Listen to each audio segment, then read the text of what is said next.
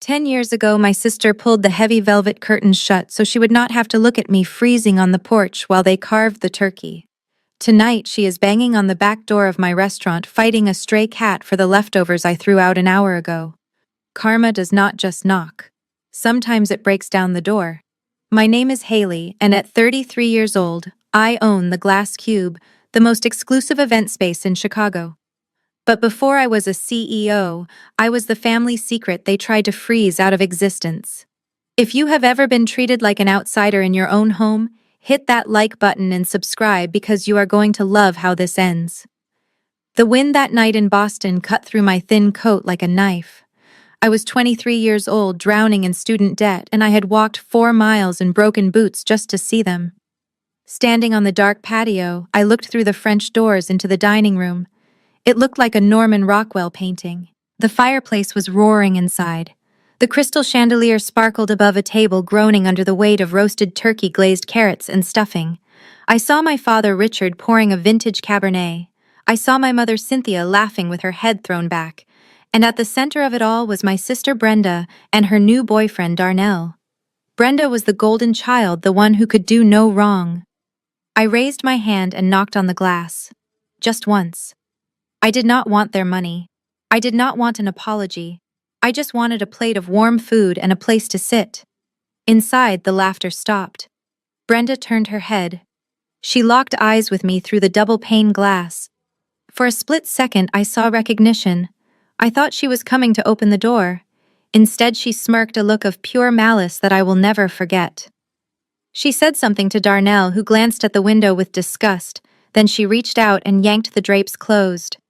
The light vanished. I was left in the dark, listening to the wind howl. My phone buzzed in my frozen hand. It was the text from my mother that broke me forever. It read, "Do not embarrass us. Darnell is from a wealthy family, and we do not want him knowing we have a failure for a daughter. Go away before you ruin everything."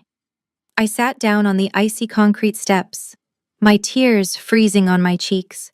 I pulled a flattened, stale ham sandwich from my bag. It was the only thing I could afford. As I ate that cold, dry bread while listening to their muffled laughter inside, I made a vow. I swore that one day I would be the one sitting at the head of the table, and they would be the ones out in the cold. 10 years later, inside the glass cube, the sound of a ceramic plate shattering against the floor silenced the entire kitchen. 50 chefs froze in place, holding their breath. I walked over to the garbage bin and stared at the perfectly cooked Wagyu beef I had just thrown away. It was 1 degree too cold. In my kitchen, perfection is not a goal, it is the baseline. I looked up at my sous chef, who was trembling slightly. I told him that at the Glass Cube, we do not serve lukewarm food to people paying $5,000 a plate. Do it again. He nodded and scrambled to restart the line. I adjusted the cuffs of my black silk blazer and checked my watch. It was 6 in the evening. Outside, the blizzard of the decade was burying Chicago in white. But inside my venue, everything was warm golden and smelled of truffle oil and success. I walked through the pass and into the corridor. My heels clicked rhythmically on the marble floor, a sound that used to terrify me when my mother walked, but now it was the sound of my own authority. My assistant Sarah walked up beside me, matching my fast pace. She handed me a tablet showing the guest list. She whispered that the VIP tables were fully booked, and revenue for tonight was projected to hit $5 million. I barely glanced at the numbers. To be honest, money was no longer an issue for me. It was simply a tool, a weapon I had spent a decade sharpening. Tonight was about something else entirely. Tonight was about a debt that needed to be paid. I stopped at the entrance to the grand ballroom and looked out the massive floor-to-ceiling windows. The snow swirled violently in the streetlights. It looked exactly like that night in Boston. I turned to Sarah and asked if the security team was ready at the back entrance. She looked confused, but confirmed that 2 guards were posted at the loading dock as I requested. She asked if I was expecting a delivery. I told her good, because tonight we are going to have some rats trying to sneak in, and I want to make sure they have nowhere to run. Sarah did not ask what I meant. She knew better than to question me when I had that look in my eyes. I checked my reflection in the glass. The girl who cried over a ham sandwich was dead. The woman staring back was cold, sharp, and ready for war. The revolving doors of the glass cube spun around and deposited 4 people into the pristine marble lobby. Even from the mezzanine balcony where I stood watching in the shadows, I could smell their desperation. It was them. My parents, Richard and Cynthia, looked older, but their eyes were still scanning the room, assessing the net worth of everyone around them. My mother pulled her coat tighter, a garment that looked like mink from a distance, but I knew was high-grade polyester. Behind them walked Brenda and Darnell.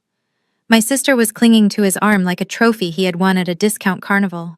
Darnell was the loudest thing in the room. He stomped his feet on the imported Italian marble, shaking off the snow while shouting at a busboy to bring him a towel. He was wearing a suit that was too tight in the shoulders and too shiny under the chandeliers. On his wrist, he flashed a gold Patek Philippe watch. I knew for a fact it was a counterfeit he bought in Chinatown because I had seen the credit card charge on the bank statements I legally obtained. He looked around the lobby with a sneer, expecting a parade in his honor. They marched straight toward the VIP check-in desk, bypassing the line of actual dignitaries. The young receptionist looked up with a polite smile. She asked for their invitation QR codes. Darnell laughed, a loud barking sound that made people turn their heads. He slammed his hand on the counter. He told her that he did not need a code because he was a special guest of the board. He demanded to know why there was no red carpet laid out for him and his family. The receptionist maintained her professional composure. She explained that for security reasons, every guest must scan their ticket regardless of status. Darnell huffed and pulled out his phone, scrolling to the email I had anonymously sent him weeks ago. He shoved the screen in her face. She scanned the code. The machine let out a low, flat beep. She looked at the screen and then back at Darnell. Her smile faltered just a fraction. She apologized and informed him that there must be a mistake. She told him that these tickets were for general admissions, standing room only in the back. She pointed toward a side door near the coat check. She explained that the VIP lounge and the red carpet entrance were reserved for gold-tier ticket holders only. The silence that followed was heavy. My mother, Cynthia, gasped, clutching her fake pearls. Brenda looked at Darnell with wide, panicked eyes. Darnell's face turned a deep shade of crimson. He leaned over the desk, his spit flying as he screamed. He shouted that her machine was broken. He yelled that he was the CEO of TechFlow, and he did not stand in the back with the commoners. He waved his wrist in her face again, shouting that his watch cost more than her entire life. He demanded to speak to the owner immediately, threatening to have her fired and blacklisted from every venue in Chicago. This was exactly what I was waiting for. It was time to go downstairs. I walked down the grand staircase, my heels clicking rhythmically on the marble steps. The sound was sharp enough to cut through their noise. I approached the desk and said, "Is there a problem here?" My voice was calm, but it carried across the lobby. They all turned around. Brenda's jaw dropped. She looked me up and down, taking in my tailored suit and the way the staff stepped back to give me space. But she did not see a CEO. She only saw the little sister she used to torment. She let out a high-pitched laugh. She said, "Oh my God, Haley, I did not know you worked here. Look at you all grown up and wearing a suit. Did you finally get a job as a manager, or are you just the head hostess?" My mother, Cynthia, chimed in immediately. She adjusted her fake pearls and smiled, that pitying smile I hated. She said, "Haley, darling, it is so good to see you are employed. We were worried you were still struggling. Look, Darnell, this is the sister I told you about. Maybe you can give her a big tip later so she can buy herself some decent makeup. You look so pale and thin. Are you eating enough, or is the pay that bad?" Darnell looked at me with a sneer. He said, "Yeah, sure. Hey, Haley, get us a VIP table right now. And make sure it is close to the stage. I have some investors to impress tonight, so do not mess this up." I looked at the receptionist, who was waiting for my signal to kick them out. But I shook my head slightly. I smiled at them, a smile that did not reach my eyes. I said, "Of course. Family always gets special treatment. Follow me." I led them past the velvet ropes, past the front row tables filled with senators and billionaires. Their chests puffed up with pride, thinking they were being taken to the best seats. They waved at people who did not know them. I walked them all the way to the back corner of the room, right next to the swinging doors of the kitchen and the restrooms. I pulled out a chair and said, "Here's your table. Enjoy the view." Brenda looked around in horror. She said, "Are you kidding me? This is the worst table in the house. The bathroom door is right there." I leaned in close to her. I whispered, "It is the only table left for people without tickets. Take it or go stand out in the snow. It is your choice." Brenda turned pale. She sat down aggressively, and the rest of them followed, muttering under their breath. They had no idea that the table was rigged with a microphone underneath the floral centerpiece. Every word they said tonight was going to be recorded. I walked away as Darnell started complaining about the draft from the kitchen door, not knowing that the temperature was about to get much hotter.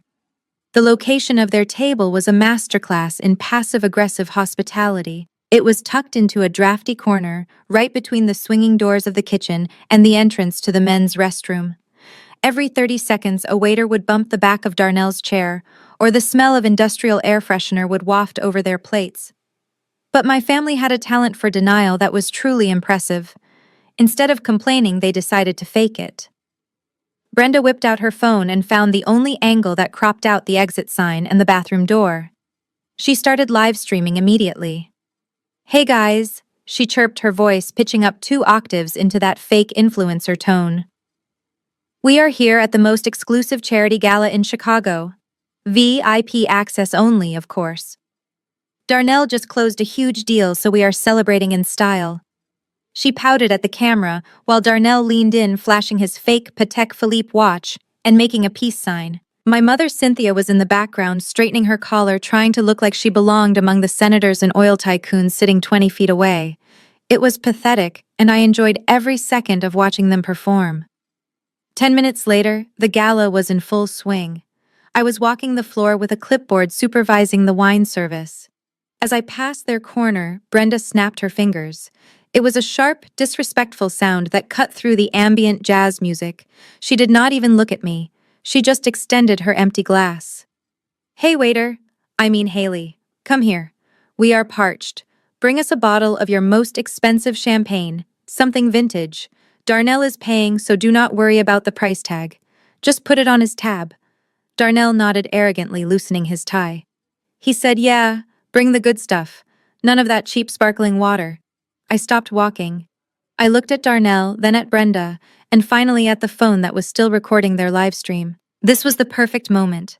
I did not lean in to whisper. I did not call a sommelier over quietly.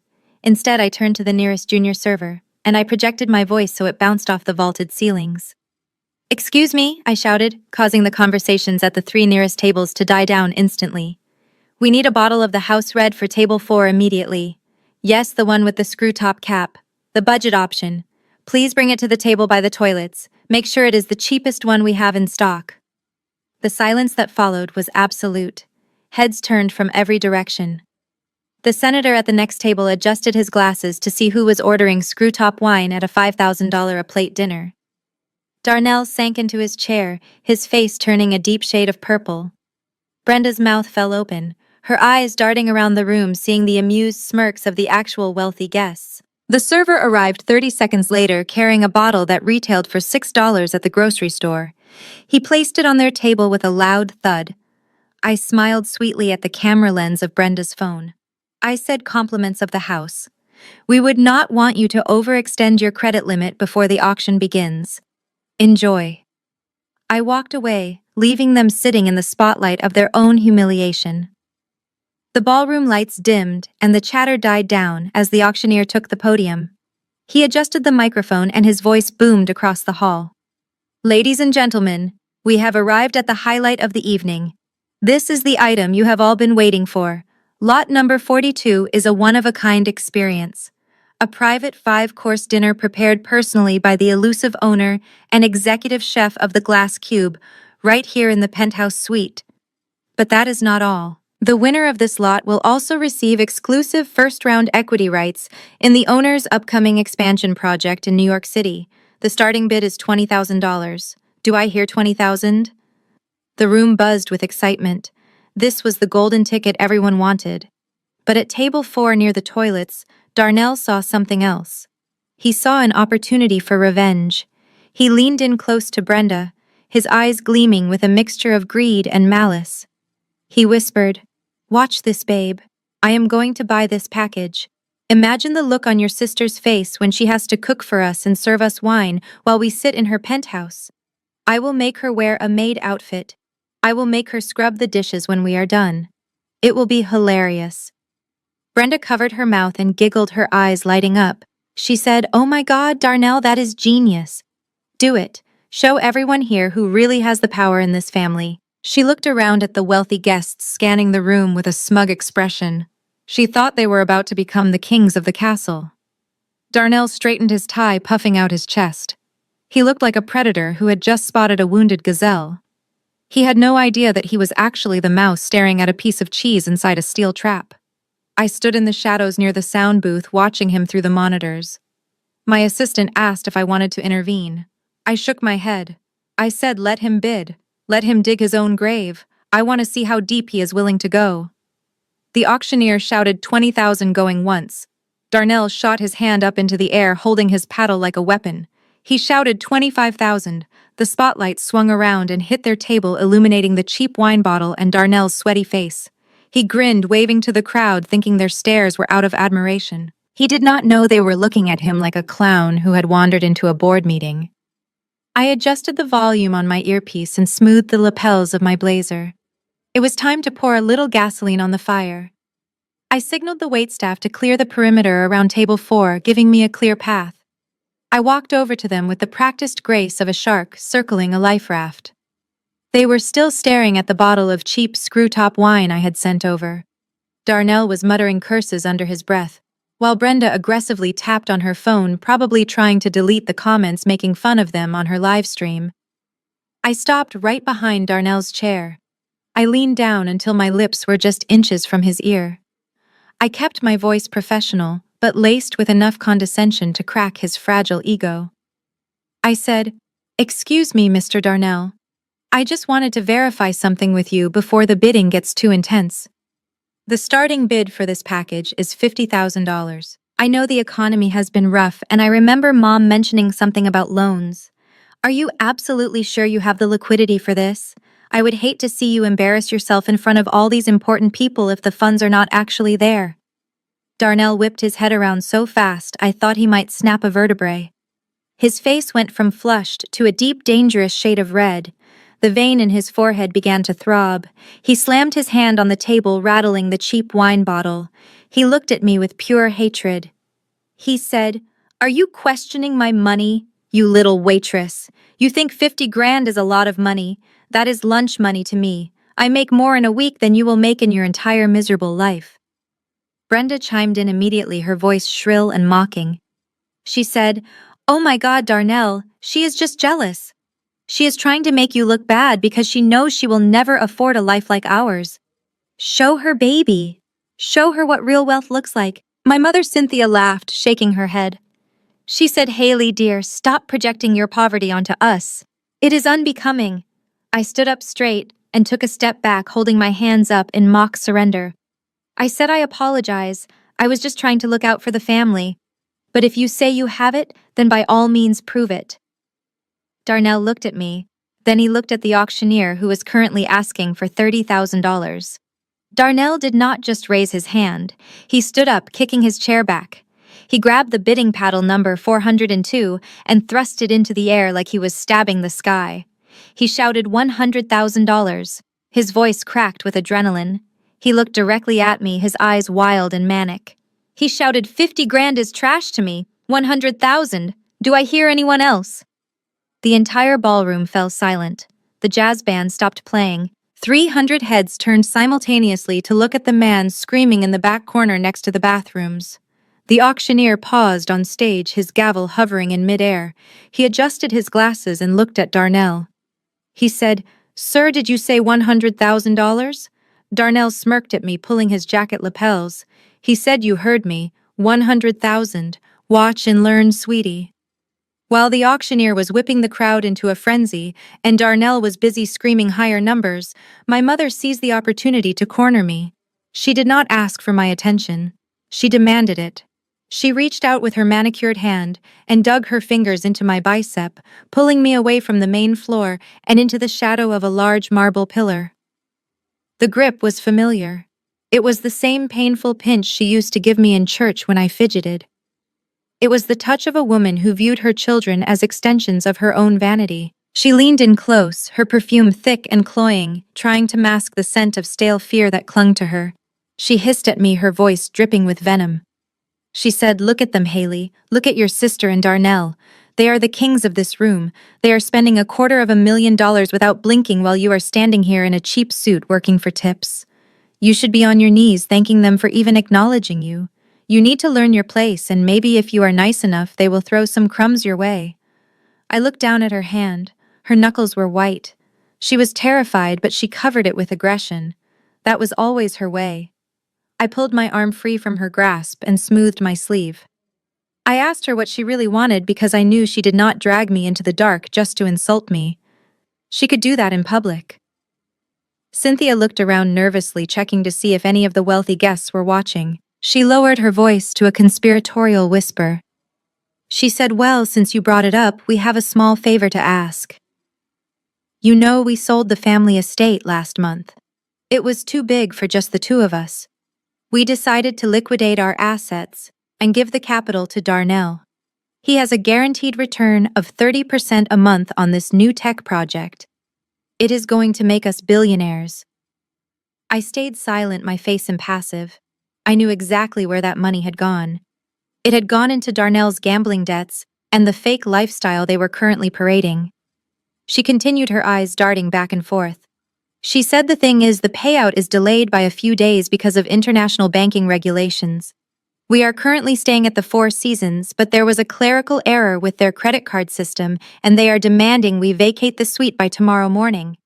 I heard you have a little apartment nearby. Just a rental, I assume. Give me the key. Your father and I will stay there for a week or two until Darnell sorts out the banks. It is the least you can do after all we sacrificed to raise you." The sheer delusion was almost impressive. They were homeless. They had sold the roof over their heads to feed the ego of a con man, and now they were being kicked out of a hotel for non-payment. And yet, even as she begged for a place to sleep, she could not stop insulting me. She wanted to invade my home. She wanted to bring her toxicity into the one space I had kept sacred. I looked at her deep into her eyes.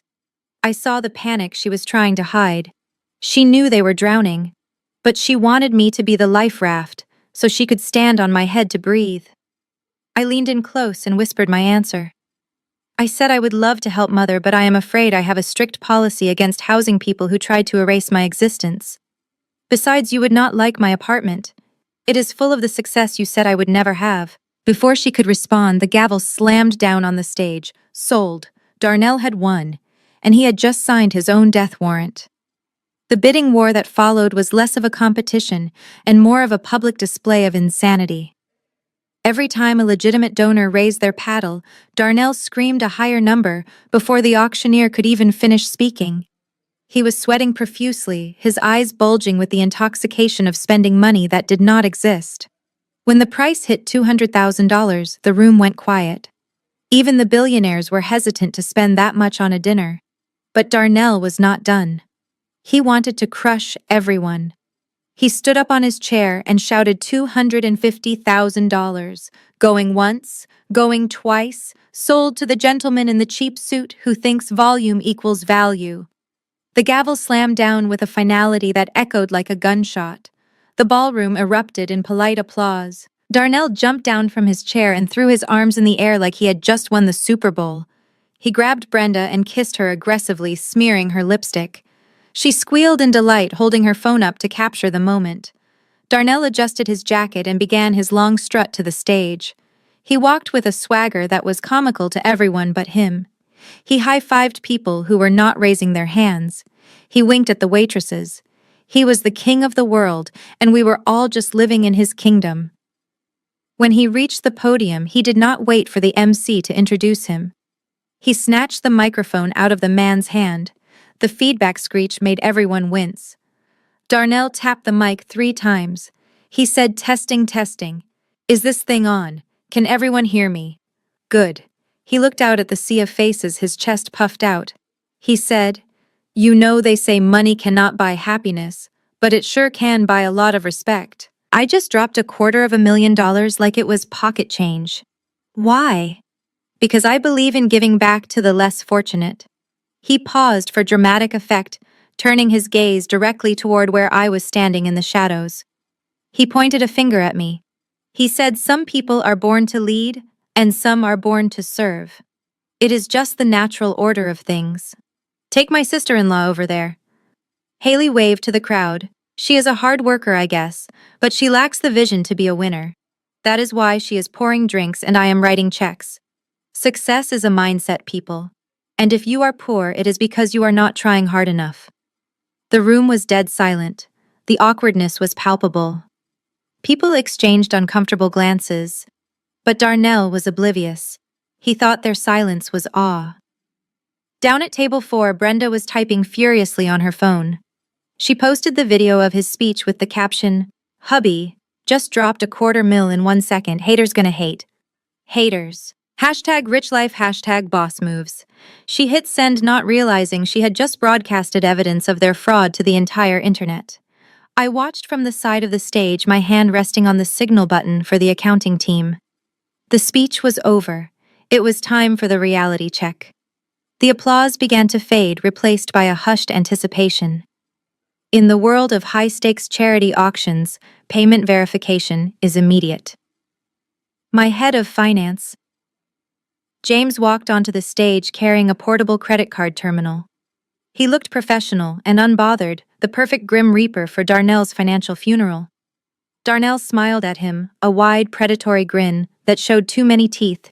He reached into the inner pocket of his ill-fitting suit jacket and withdrew a heavy black metal card. He held it up for a split second longer than necessary, ensuring that the front row could see the platinum lettering. It was the ultimate status symbol, or at least a very convincing counterfeit of one. He handed the card to James with a flourish. He said, "Go ahead and run the whole $250,000 right now. I do not like carrying debt, not even for a minute." James took the card without a word. He inserted the chip into the reader. The room was so silent you could hear the ice melting in the cocktail glasses. We all waited. Darnell adjusted his cufflinks, looking out at the crowd with a smug expression, expecting the receipt to print. Instead, the machine let out a harsh, discordant buzz. It was a sound that everyone in the retail world recognizes instantly, the sound of rejection. James looked at the screen and then up at Darnell. He spoke clearly enough for the microphone to pick up. "I am sorry, sir. The transaction was declined. Please provide another form of payment." Darnell let out a short, incredulous laugh. He snatched the card back and rubbed the chip on his sleeve. He said, "Do not be ridiculous. That card has no limit. Your machine must be having connectivity issues. Try it again. And this time, do not mess it up." James remained impassive. He took the card back and inserted it again. The silence stretched out for 5 agonizing seconds. Then came the buzz again, louder this time. "Declined. Code 51. Insufficient funds." A murmur rippled through the crowd. I saw the senator in the front row whisper something to his wife. Darnell's smile began to twitch at the corners. The confidence was leaking out of him like air from a punctured tire. He started patting his pockets frantically. He pulled out a leather wallet and fumbled with trembling fingers. He produced a blue card, then a gold one, then a platinum one. He threw them onto the podium like he was dealing a losing hand of poker. He shouted, "Just use one of these. Any of them. They all have money. I am liquid. I am very liquid." James picked up the gold card. Swipe, buzz, declined. He picked up the platinum card. Insert, buzz, declined. With every rejection, the electronic beep seemed to echo off the marble walls, amplifying the humiliation. Darnell was no longer strutting. He was shrinking. A single bead of sweat rolled down from his hairline, cutting a path through his bronzer and dripping onto his white collar. He looked out at the audience, but he no longer saw admiration. He saw pity and confusion. He looked down at Brenda, who had stopped recording her live stream and was staring at him with her mouth open. The illusion of the billionaire genius was dissolving in real time, leaving behind only a sweaty, desperate man with a pocket full of plastic that was worth less than the ice in my drink. The silence in the ballroom was not just quiet, it was heavy. It was the kind of silence that happens when a trapeze artist misses the bar, and the crowd waits to see if they hit the net or the floor. Darnell stood on the stage clutching his worthless plastic cards, his chest heaving. He looked like a man trying to hold back a tidal wave with a paper umbrella. This was the moment I had curated for 10 years. I did not need a microphone. I stepped out from the shadows near the sound booth and walked into the center aisle. My heels did not click this time. I moved like a predator closing in on a wounded animal. I pitched my voice perfectly so it carried to the back of the room without sounding shrill. I said, "Excuse me, brother-in-law." The words hung in the air. Darnell froze. He looked down at me, his eyes bloodshot and wide. I continued, my voice dripping with faux concern that only he could recognize as poison. I said, "It seems like you are having some liquidity issues up there. Do you need me to write a personal check to cover the deposit for you? Or is there perhaps a problem with the TechFlow corporate accounts that we should know about?" The mention of the company name was the spark that ignited the gas leak. Darnell did not just get angry, he went nuclear. He slammed his fist onto the podium, causing the feedback loop to shriek again. He leaned over the edge, pointing a shaking finger at me. He screamed, "Shut up, Haley. You do not know what you are talking about. This machine is broken. Your cheap staff does not know how to run a high-limit transaction." He turned to the audience, his face glistening with sweat. He shouted, "I am the CEO of TechFlow. Do you people know who I am? I have millions in assets. I own buildings. I own the future. This is a setup." He looked back at James, my finance director, and tried to grab the machine. He yelled, "Run it again. Run it manually. I am not leaving this stage until you respect my money." But the crowd was no longer buying it. The spell was broken. I saw the whispers starting. People were pulling out their phones not to take pictures of him, but to Google his company. I saw a venture capitalist in the third row shake his head and put his checkbook back in his jacket pocket. Darnell saw it too. The adoration was gone, replaced by the cold, hard look of suspicion. He looked down at Brenda, seeking support, but she was staring at her phone screen, her face pale as a sheet. She had likely just seen the comments rolling in on her live stream. They were not calling him a king anymore. They were calling him a fraud. And I was just getting started. The sound of my heels striking the wooden steps of the stage was the only thing loud enough to cut through Darnell's tantrum. I did not run. I did not rush. I ascended the stairs with the heavy, deliberate weight of someone who owned every inch of steel and concrete in the building. Darnell was still shouting at the technician, demanding a manager, when he felt my presence behind him. He spun around, sweat dripping from his nose onto his cheap suit. He sneered when he saw me. He shouted, "Get off the stage, Haley! This is grown folk business. Go back to washing dishes before I have you fired." I did not say a word. I did not flinch. I simply reached out and took the microphone from his hand. It was not a struggle. He was so shocked by my audacity that his grip went slack. The feedback whine died down instantly, leaving a silence so profound that the hum of the air conditioning sounded like a roar. I stood center stage, bathed in the spotlight that Darnell had been so desperate to hog. The auctioneer, who had been looking at Darnell like he was a stain on the carpet, immediately straightened his posture. He was a man who had worked for me for 5 years and knew exactly who signed his paychecks. He took a step back and bowed his head slightly, a gesture of genuine respect that money cannot buy. He spoke into his lapel mic, and his voice rang out clear and deferential. He said, "My apologies, Chairwoman Haley. We did not realize these individuals were guests of yours. How would you like us to proceed with this disturbance? Shall I call security to remove them?" The words echoed through the ballroom, bouncing off the vaulted ceilings and crashing into table 4. "Chairwoman." Darnell froze. His mouth opened and closed like a fish on dry land. His eyes darted from the auctioneer to me and back again, trying to process the information. Down in the corner, Brenda dropped her phone. It clattered against her bread plate, making a sharp porcelain sound. She stood up, knocking her chair back. She stammered loud enough for the front row to hear.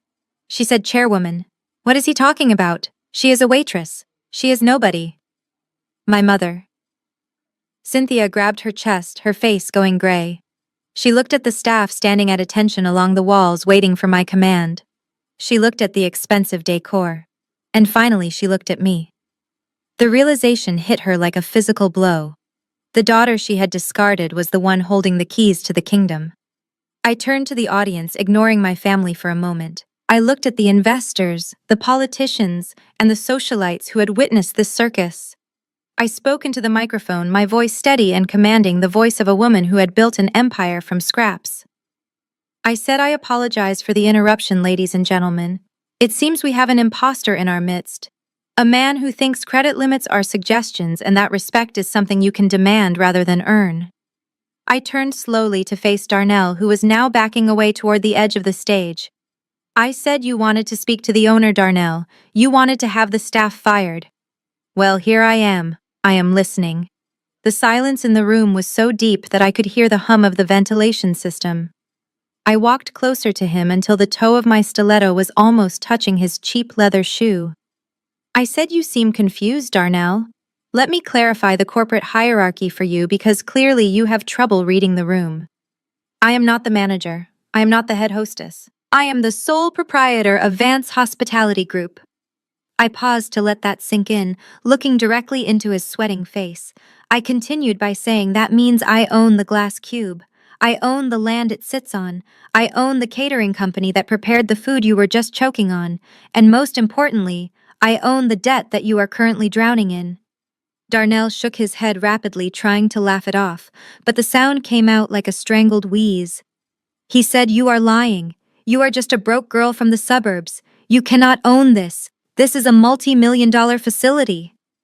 I did not argue. I simply raised my hand and snapped my fingers. It was the signal my audiovisual team had been waiting for all night.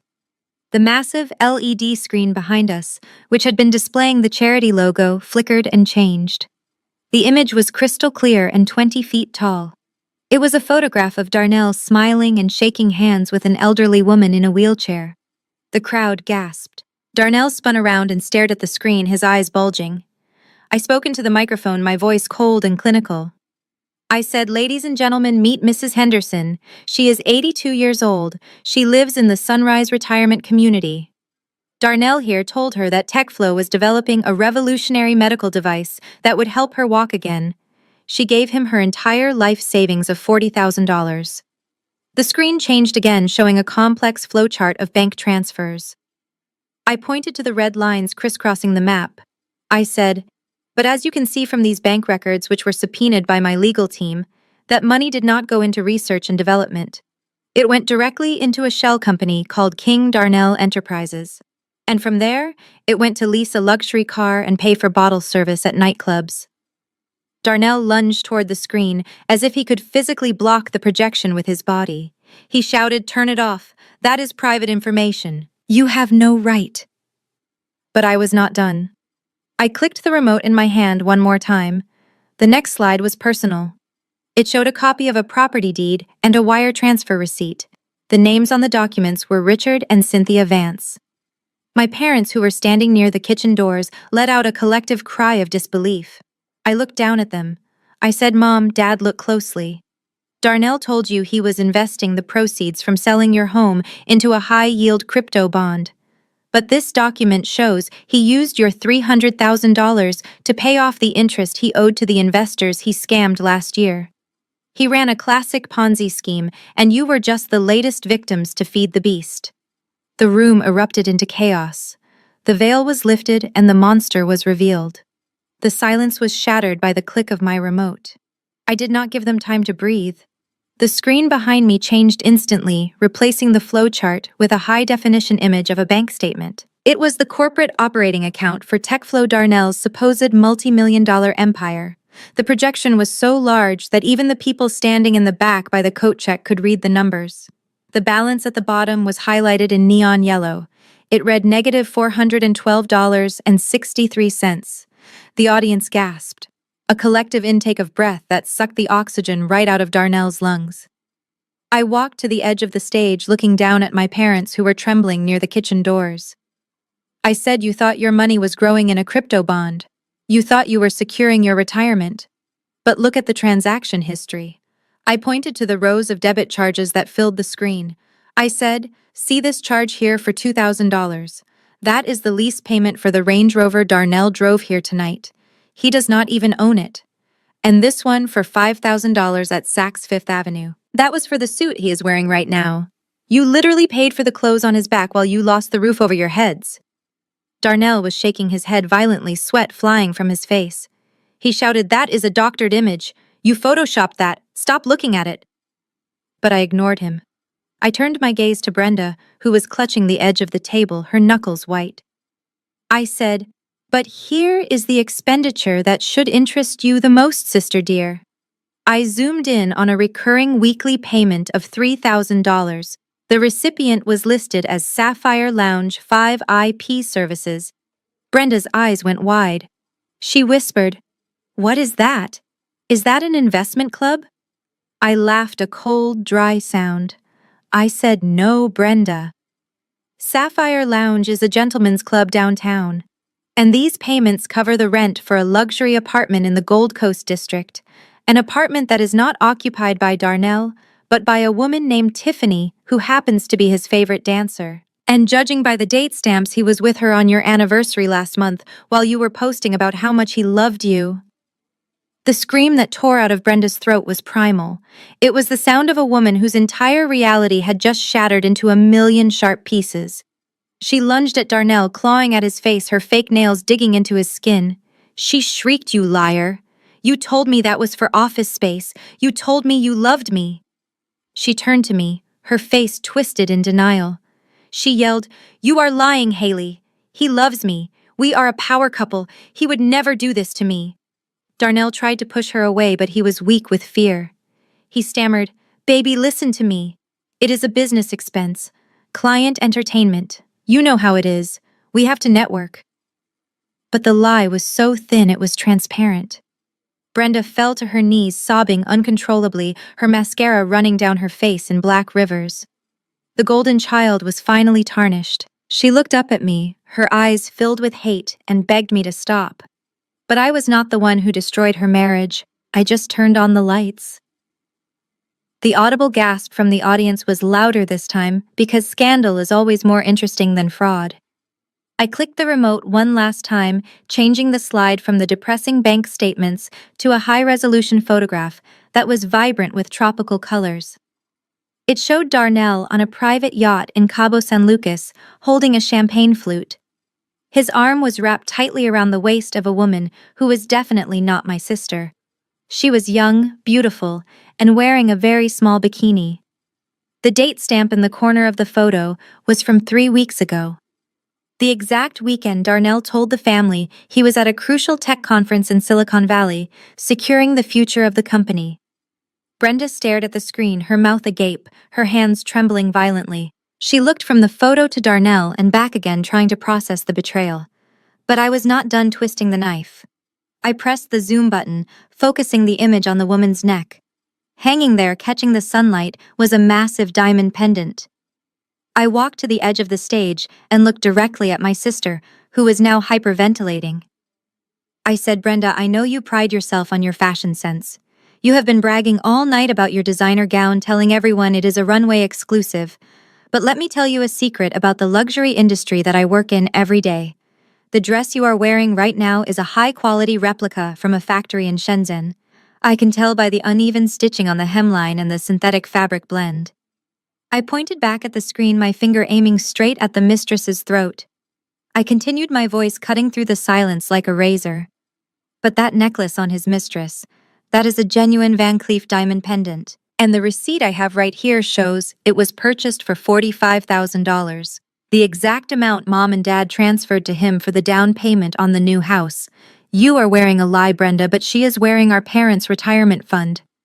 Darnell lunged for the laptop connected to the projector, screaming like a madman. He yelled, turn it off. It is photoshopped.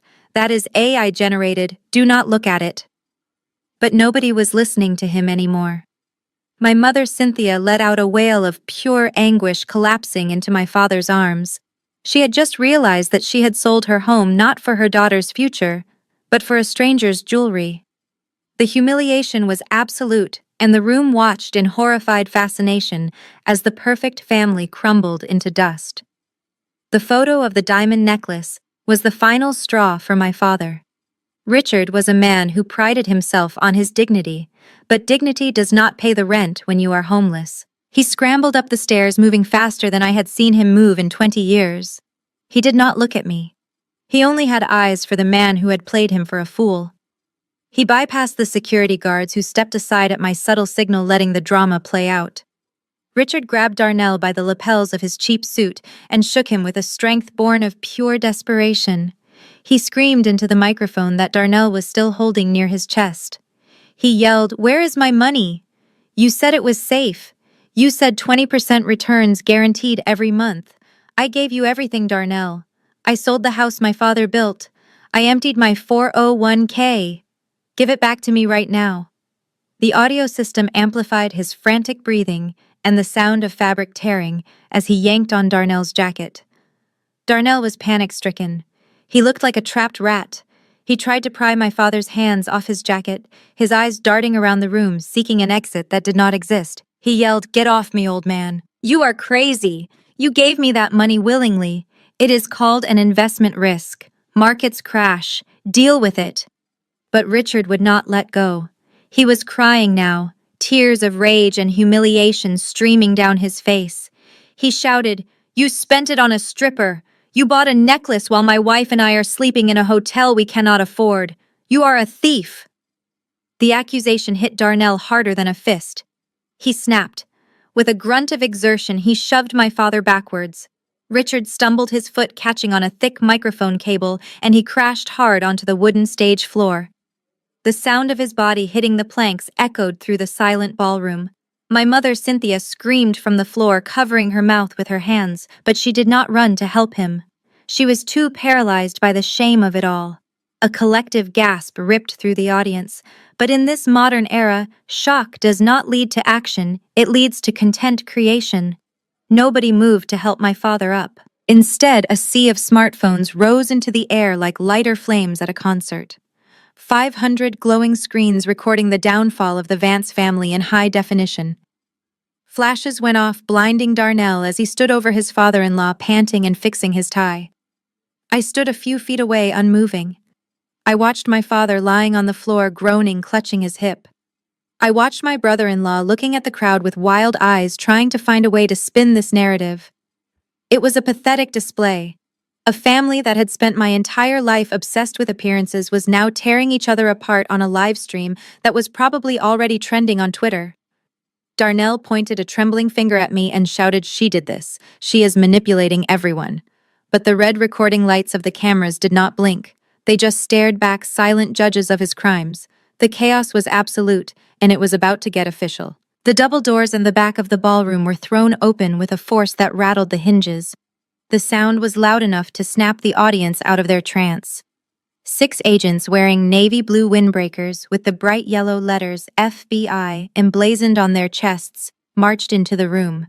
They moved with the synchronized precision of a military unit, cutting a path through the stunned crowd. The flash of their badges caught the light of the chandeliers, turning the glamorous gala into a crime scene in a matter of seconds.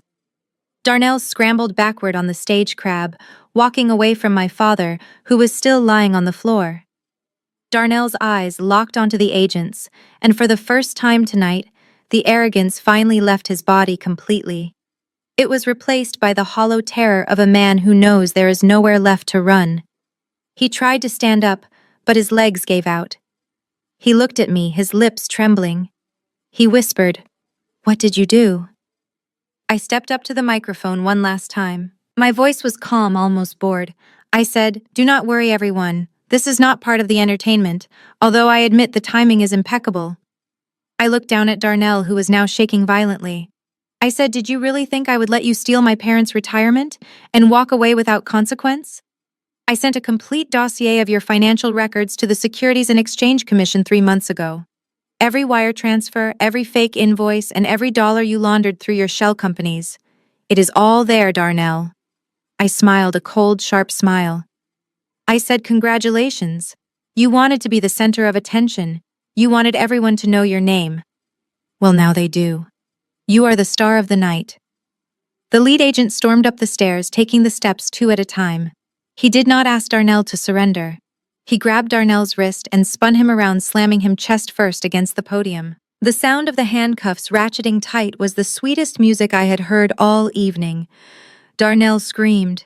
He yelled that it was a mistake. He yelled that he was being framed. He shouted, "Brenda, tell them I am innocent."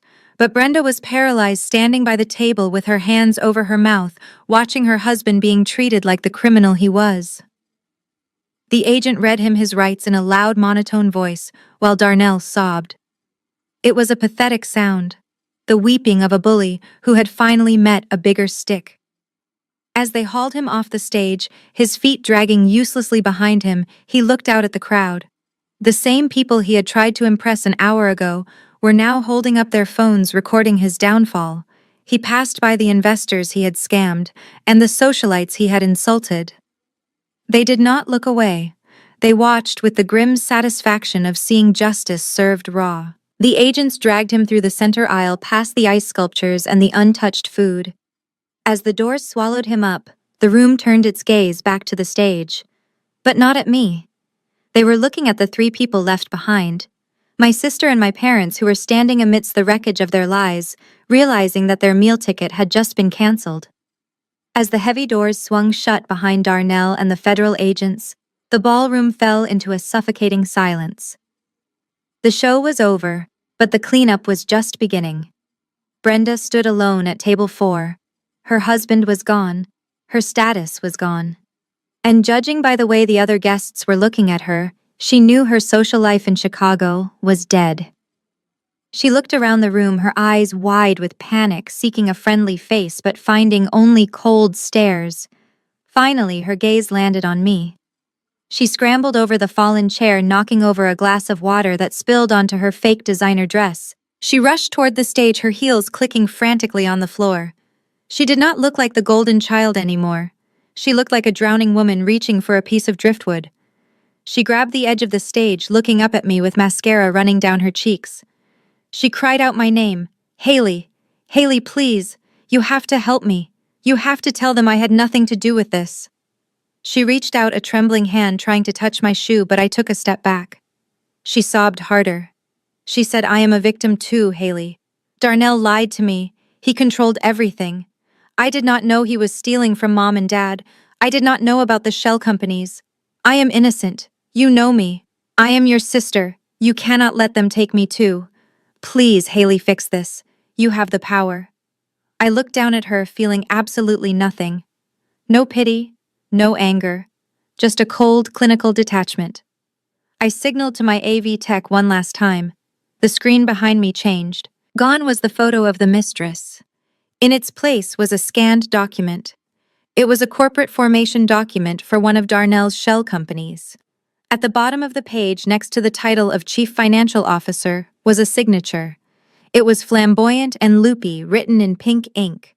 I spoke into the microphone, my voice echoing through the silent room.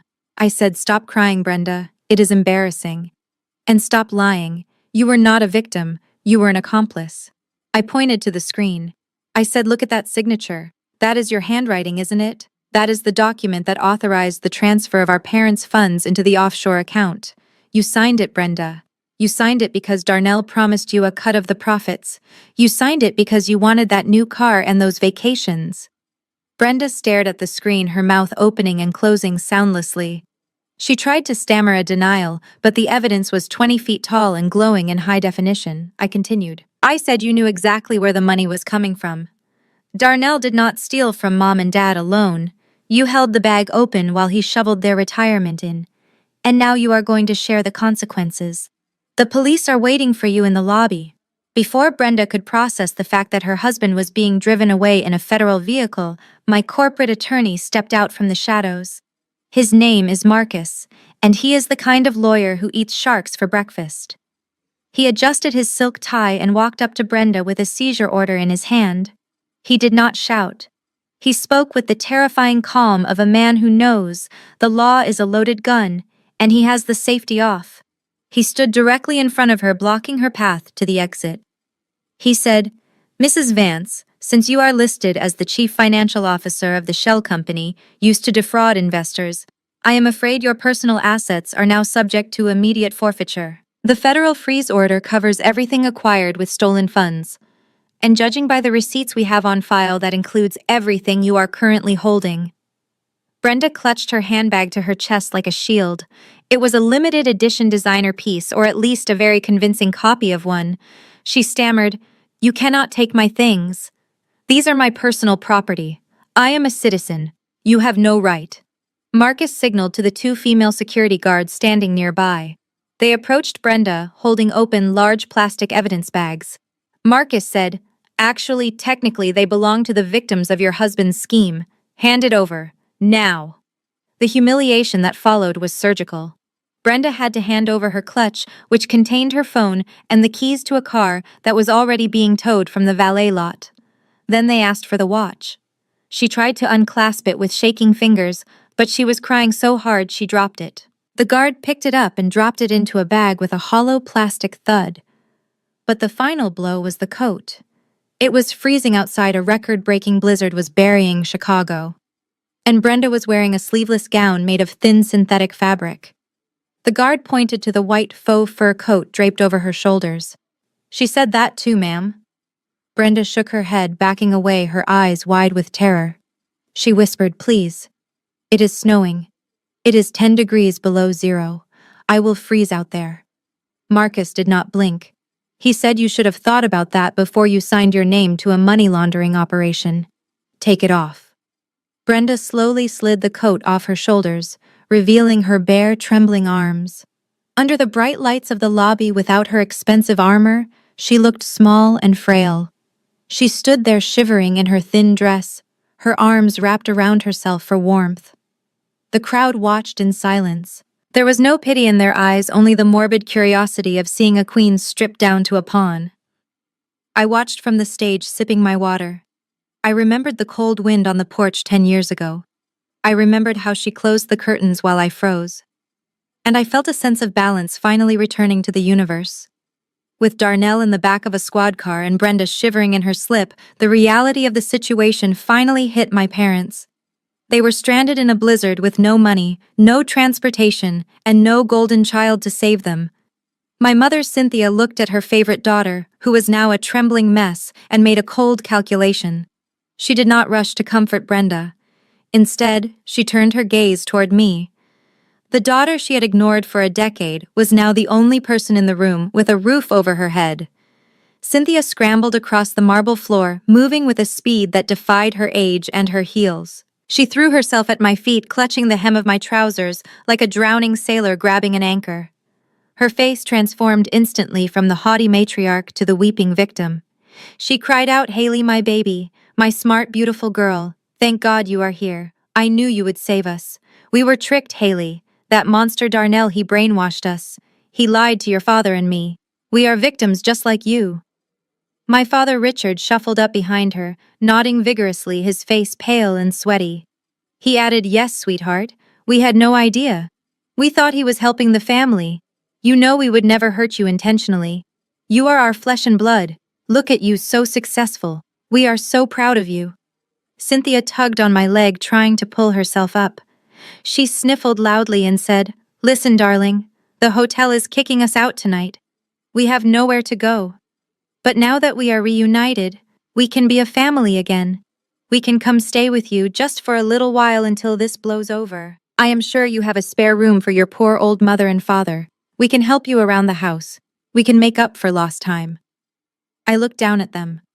The sight was pathetic, but it did not move me. All I could see was the text message on my phone from 10 years ago. "Do not embarrass us. Go away." I stepped back, dislodging my mother's grip and causing her to stumble slightly. I looked her dead in the eye. I said, "Home. You want to come to my home?" "That is funny, Mother, because I seem to remember a very specific night 10 years ago. A night when I came to your home looking for shelter." The room was quiet enough for everyone to hear my next words. I continued, my voice dropping an octave. I said, "Do you remember the blizzard of 2014? I do. I remember standing on your porch with frostbite on my fingers. I remember knocking on the glass. And I remember you looking right at me and telling Brenda to close the curtains. You did not offer me a spare room then. You did not offer me a blanket. You told me to disappear because I was not rich enough to sit at your table. Cynthia stammered, trying to find an excuse. She said, "Oh, Haley, that was a misunderstanding. We were stressed. We did not mean it." But I cut her off. I said, "No, Mother, you meant every word. You threw me out into the snow like garbage. Well, guess what? It is snowing again tonight. And unlike you, I learned from my experiences. You taught me that family is not about blood, it is about tax brackets. And right now yours is 0. So no, you cannot come to my house. In fact, you do not even have a house to go back to anymore, because I have one final surprise for you." My mother stopped crying for a second, a flicker of desperate hope crossing her tear-streaked face. She grabbed my father's arm and said, "Wait, Richard, the house. We sold it to that investment firm, but maybe we can call them. Maybe they will let us rent it back for a few months until we get back on our feet. We built that house. It has sentimental value. Surely they will understand if we explain the situation." She looked at me, seeking validation. She said, "Right, Haley. It is a big, beautiful estate. Nobody would want to kick an elderly couple out of their lifelong home." I laughed. It was a dark, hollow sound that bounced off the marble walls, making the guests nearby shiver. I looked at my mother with a mixture of pity and amusement. I said, "You really do not get it, do you, Mother? You think the world operates on sentimentality. It does not. It operates on ownership, and there are no new owners to call. Or rather, you are looking at her." The room went deadly silent again. My father looked up from the floor, his eyes wide with confusion. He whispered, "What? You bought the house?" I nodded slowly, enjoying the look of absolute shock that was spreading across their faces. I said, "Yes. Vantage Holdings, LLC. The shell company that paid you cash for the property 3 weeks ago. That is a subsidiary of my corporation. I bought the house where I grew up. I bought the dining room where you told me I was worthless. I bought the porch where you left me to freeze 10 years ago." Cynthia let out a breathy laugh of relief, ignoring the malice in my voice. She said, "Oh, thank God. See, Richard, she bought it. That means we can go home. It stays in the family. Oh, Haley, you are a saint. I knew you still loved us deep down. We will move back in tomorrow. We can have your old room ready for you whenever you visit." I raised my hand, stopping her celebration mid-sentence. My face was stone cold. I said, "You are not listening, Mother. I said I bought the property. I did not say I kept the house." I pulled my phone out of my pocket and tapped the screen a few times, bringing up a video file. I turned the screen toward them. I said, "Actually, as of 9 o'clock this morning, the demolition crew finished their work.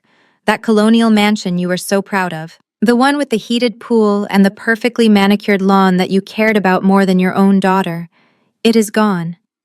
I pressed play. The video showed a massive yellow bulldozer smashing through the front pillars of their beloved home. The roof collapsed in a cloud of dust. The walls where they hung their portraits crumbled into nothing. I narrated over the video. I said, "It is a pile of rubble now. By next week, it will be a paved overflow parking lot for my employees. I had it bulldozed to the ground because I wanted to wipe the stain of your parenting off the face of the earth. You do not have a home to go back to. You do not even have a front door to knock on. It is dust. Just like your legacy. You have nowhere left to run." The video of the bulldozer crushing the colonial pillars of my childhood home played on a loop on the massive screen behind me. My mother stared at it in a catatonic state, her brain unable to process the magnitude of her loss. My father Richard looked like he had aged 20 years in 20 seconds. He slumped against the stage, his expensive suit now wrinkled and dusty, looking like a defeated man. Brenda was shivering violently, her teeth chattering loud enough to be heard over the low hum of the crowd. The guests were no longer recording. They were watching with a mixture of awe and horror, witnessing the total annihilation of a family dynasty. I signaled the audiovisual technician to cut the feed. The screen went black, plunging the room back into the soft ambient lighting of the gala. I took a deep breath, inhaling the scent of white roses and victory. It was time to clean house. I turned to the head of security, a massive man named Marcus, who had been waiting patiently in the wings. I did not need to shout. My voice was calm, dangerously quiet. I said, "Marcus, please remove these individuals from my property immediately. They are polluting the air in here, and my guests are trying to enjoy their dessert." Marcus nodded and signaled his team. 4 large guards in black suits materialized from the shadows. They did not handle my family with the white glove service usually reserved for VIPs. They moved with efficiency and force. 2 guards grabbed my father by the arms, hoisting him up from the floor like a sack of potatoes. He groaned in pain, clutching his hip, but they did not slow down. Another guard took my mother by the elbow. When she tried to resist, digging her heels into the marble floor, he simply tightened his grip and propelled her forward. Brenda was the most pathetic of them all. She tried to cling to a table leg, screaming that she needed her coat, that she would freeze to death without it. The guard simply peeled her fingers off the wood one by one. He grabbed her by the arm and marched her toward the exit. As they were dragged through the center aisle, the crowd parted like the Red Sea. No one offered to help. No one offered a coat. The people my parents had spent their lives trying to impress simply turned their backs, sipping their champagne and whispering about the scandal. I watched them go, standing center stage like a conductor who had just finished a symphony. As they reached the revolving glass doors, my mother turned back one last time. Her face was a mask of hatred and despair. She screamed, "You are ungrateful. You are a monster. I made you." I stared back at her, my expression unreadable. I spoke into the microphone one last time, my voice echoing through the hall. I said, "No, Mother. You did not make me. You broke me. And I simply used the pieces to build something you can never touch. Goodbye." The doors spun shut, pushing them out into the white swirling void of the Chicago blizzard. The lock clicked with a finality that felt like closure. The heavy glass doors sealed shut with a pneumatic hiss that sounded like the airlock of a spaceship ejecting trash into a void. The transition was instant and violent. 1 second, they were breathing air scented with expensive perfume and roasted duck. The next second, the Chicago wind hit them with the force of a freight train. It was a blizzard that had paralyzed the city, and now it was paralyzing them. Brenda let out a shriek that was immediately swallowed by the gale. She was wearing a dress designed for a heated ballroom, not a Arctic vortex. The thin fabric clung to her skin, instantly wet from the driving snow. Her bare arms turned mottled and blue within seconds. She spun around, pounding on the glass, but the security guards inside just stood with their backs turned. They were statues of indifference. My father Richard patted his pockets frantically. His hands were shaking so bad he could barely control them. He was looking for his car keys. The keys to the Mercedes he had leased with stolen money. Then he remembered. The car was gone, towed to an impound lot across town, along with his dignity. He turned to my mother, his lips already turning a pale shade of violet. He shouted, "Cynthia, call an Uber. Use your phone." My mother fumbled with her clutch, her fingers stiff and clumsy. She pulled out her phone only to see the screen go black. The battery had died hours ago from all the live streaming and flash photography. They were stranded, no car, no phone, no money, and no coats. The realization washed over them colder than the wind. They were standing on the sidewalk looking in, just like I had. My father looked down at the concrete patio. He recognized the pattern of the stones. He recognized the view through the window. It was the exact spot where I had stood 10 years ago begging for a plate of leftovers. The universe had not just completed a circle, it had tightened a noose. They huddled together, 3 shivering figures against the might of nature. The snow piled up on their shoulders, turning them into snowmen. They looked through the glass and saw the guests inside, raising glasses of wine, laughing and eating. It was a perfect mirror image of my trauma. Only this time, there was no one coming to close the curtains. I wanted them to see. I wanted them to watch every bite of food they could not have. This was not just revenge, this was education. And the lesson was just beginning, because the hunger was starting to set in. The wind on Michigan Avenue does not just blow, it cuts. 3 hours had passed since the security team ejected the Vance family onto the pavement, and the temperature had dropped another 10 degrees. The blizzard had turned the city into a white void, erasing the skyline and burying the streets in gray sludge. Brenda, Richard, and Cynthia were no longer standing. They were huddled in the doorway of a closed luxury boutique next door to the glass cube, trying to shield themselves from the biting gale. Brenda's knockoff designer gown, which she had paraded so proudly earlier, was now a frozen carapace. The synthetic fabric had stiffened in the cold, cracking with every movement. Her lips were a dangerous shade of blue, and her false eyelashes were caked with ice. She had stopped screaming an hour ago. Now she just whimpered, a low, continuous sound of misery that was lost in the wind. My parents were in no better shape. Richard's expensive suit was soaked through, and he was shaking so violently that his teeth audibly clicked together. A yellow taxi appeared out of the whiteout, its headlights cutting through the snow. Richard scrambled to the curb, waving his arms frantically. He looked like a madman, his hair wild and his face contorted. The taxi slowed down for a brief second. The driver looked at the three disheveled figures shivering in formal wear, without coats, without bags, and clearly without money. He saw the desperation in their eyes, and he made a judgment call. He did not stop. He accelerated, splashing a wave of freezing slush onto Richard's legs before disappearing back into the storm. Defeated, Richard collapsed back against the cold brick wall.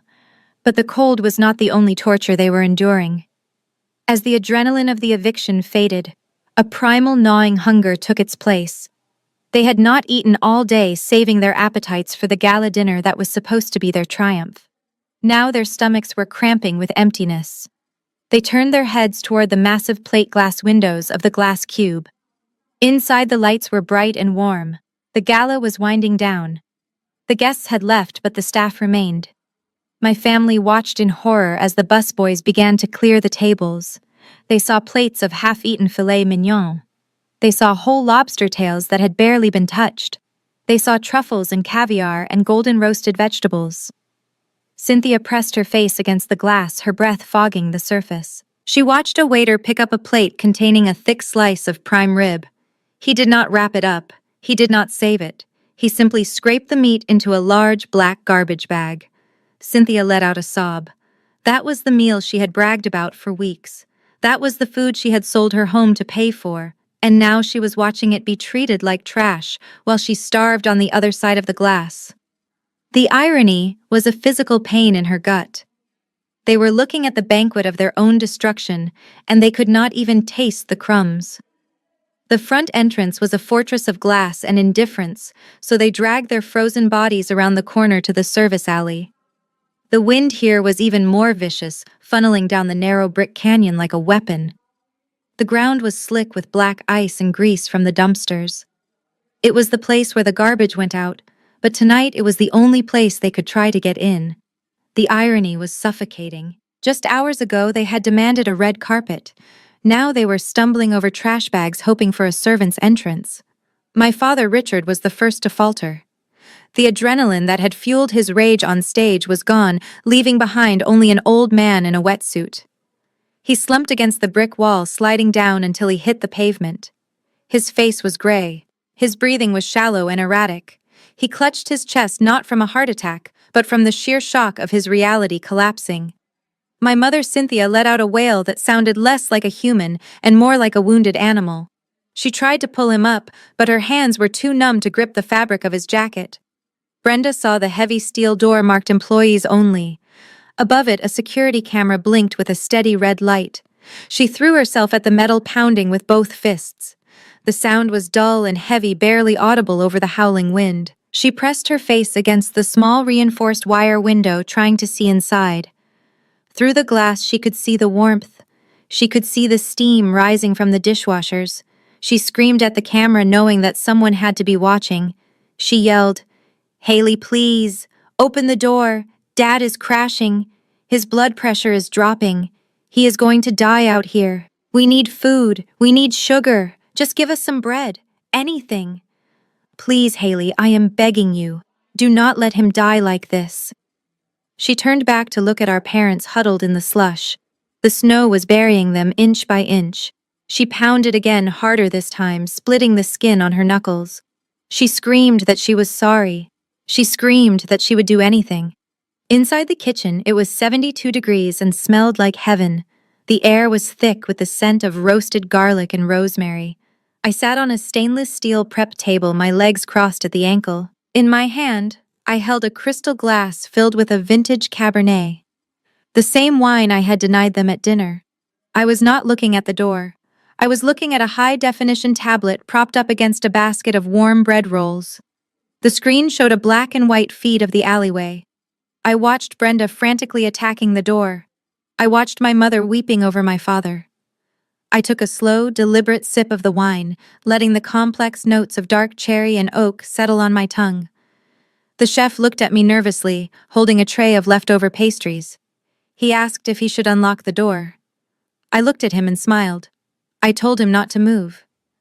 I told him that hunger is an excellent teacher, and the lesson was not over yet. I watched Brenda slide down the door in defeat, her forehead resting against the cold steel. I took another sip. The wine tasted like justice. I placed my wine glass on the stainless steel prep table. The sharp click echoed in the quiet kitchen. I signaled the chef to step back, and I walked slowly toward the heavy security door. Through the reinforced wire glass, I could see them. They were pressed up against the metal like insects trying to get close to a light bulb. Their breath was fogging up the small window, creating a barrier of condensation between my warmth and their freezing reality. I did not reach for the deadbolt. I did not reach for the handle. Instead, I reached for the small black button on the wall. The intercom. I pressed it down and my voice was projected through the external speaker mounted above their heads. It was loud, clear, and completely devoid of warmth.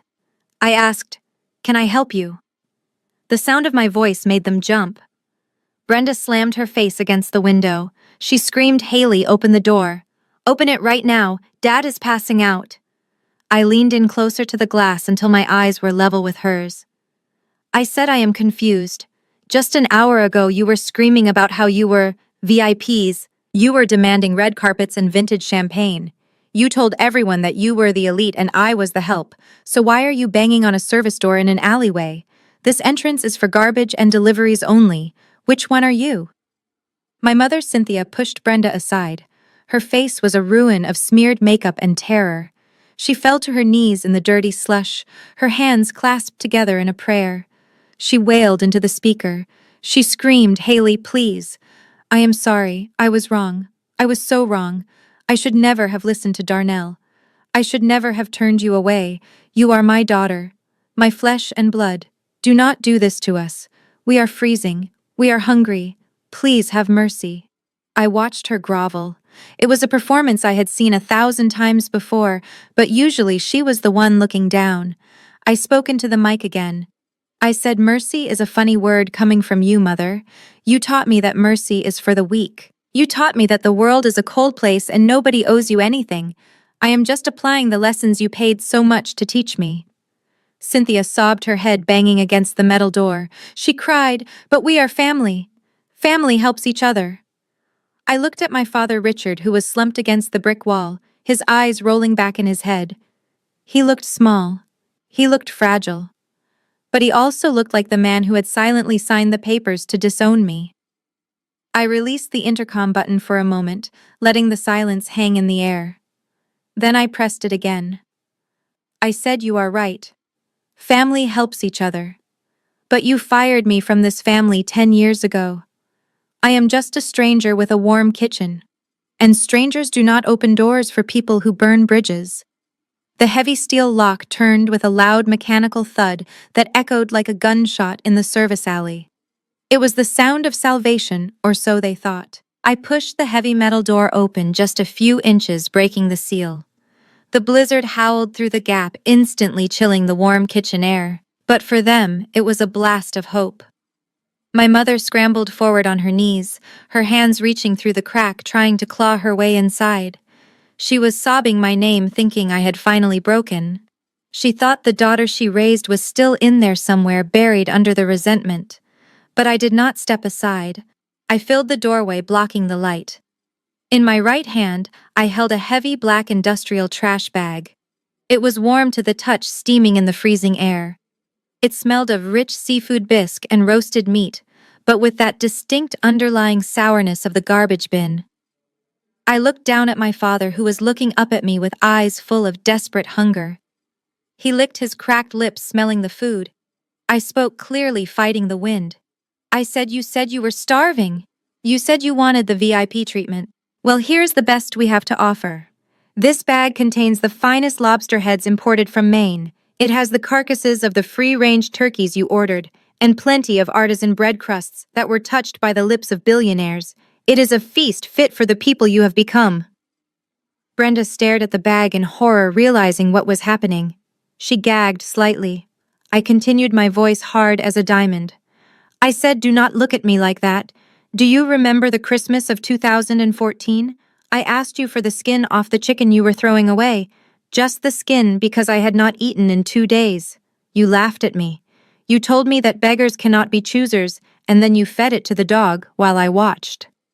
You gave me contempt when I asked for survival. I hefted the bag, feeling its dead weight. I said, well, I am a generous host. I believe in returning favors with interest. You gave me nothing, so I am giving you everything that is left. I swung the heavy bag forward. It landed with a wet, sickening thud in the slush at Brenda's feet.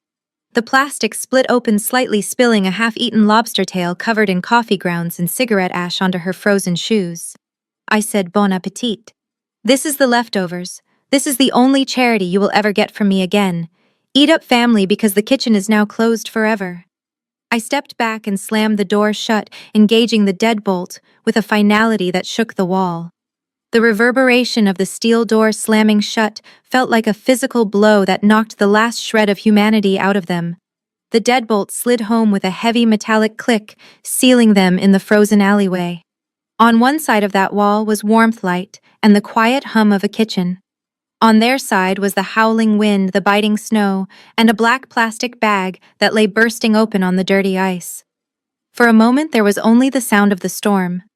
Brenda stared at the garbage. Steam rose from the pile, carrying a complex scent of expensive seafood-rich bisque and the acrid tang of wet cigarette ash and coffee grounds.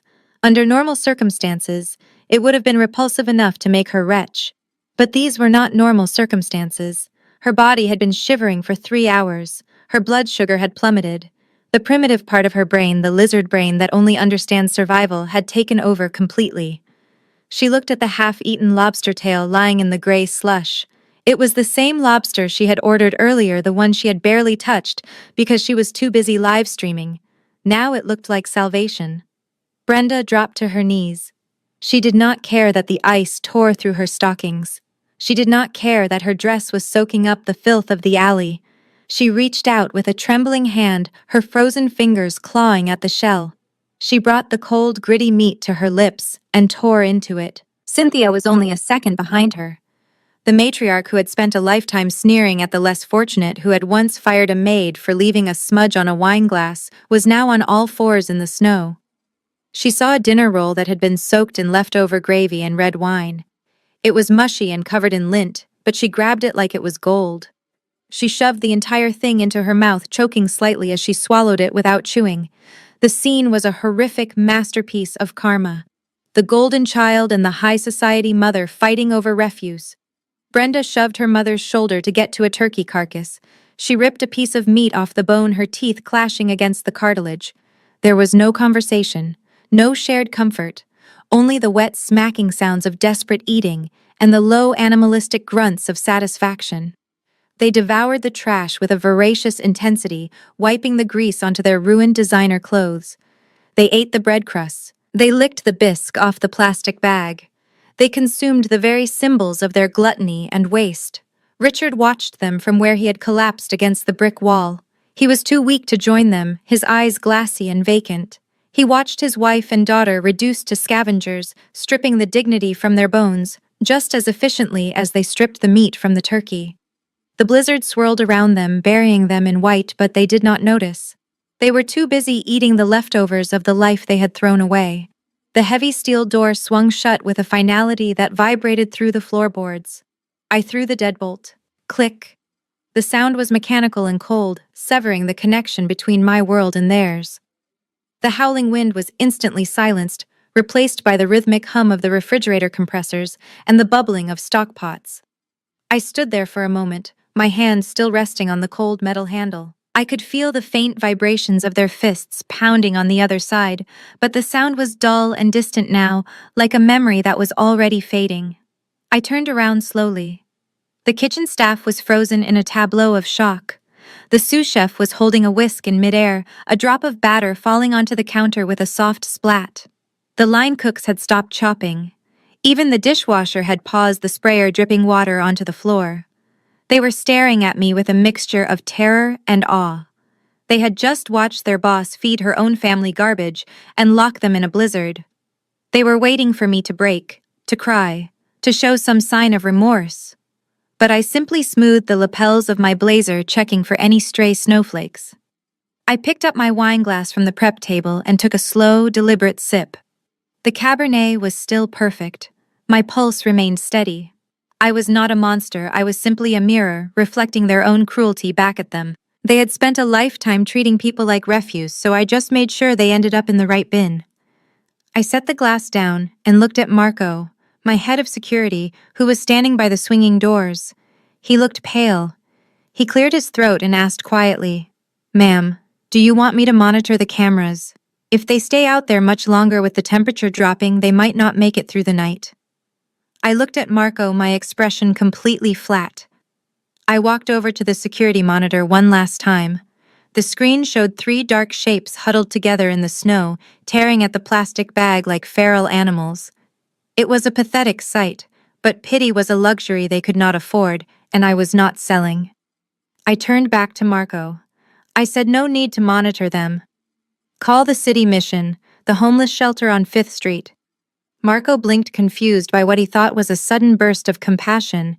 He said, "Oh, you want to save them? That is very kind of you, ma'am, after everything they did." I laughed softly, a dry sound that had no humor in it. I said, "Do not mistake pragmatism for kindness, Marco.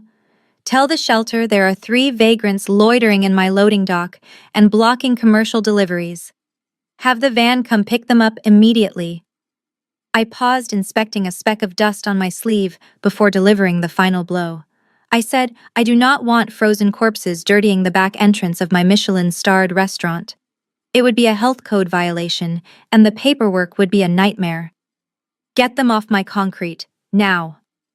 Marco nodded sharply, his eyes widening at the coldness of the command. He pulled out his radio. "Copy that, boss. Making the call now." I did not wait to hear the confirmation. I turned on my heel, the sound of my stilettos clicking rhythmically on the tile floor. The show was over.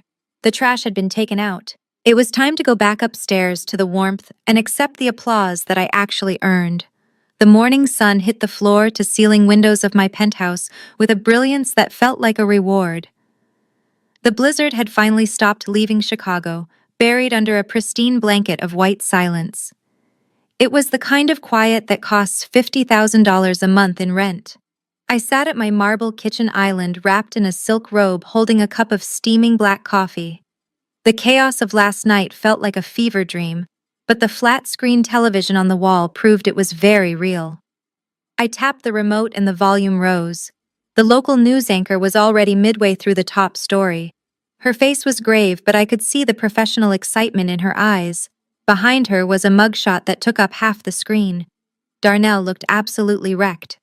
His fake tan was streaked with tears, his hair was matted, and his eyes were red and swollen. The chyron beneath his face read, "TechFlow, CEO, arrested in charity gala raid."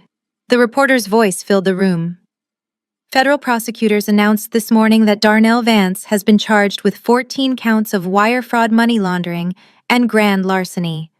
Authorities state that his company was a massive Ponzi scheme that defrauded investors of over $5 million.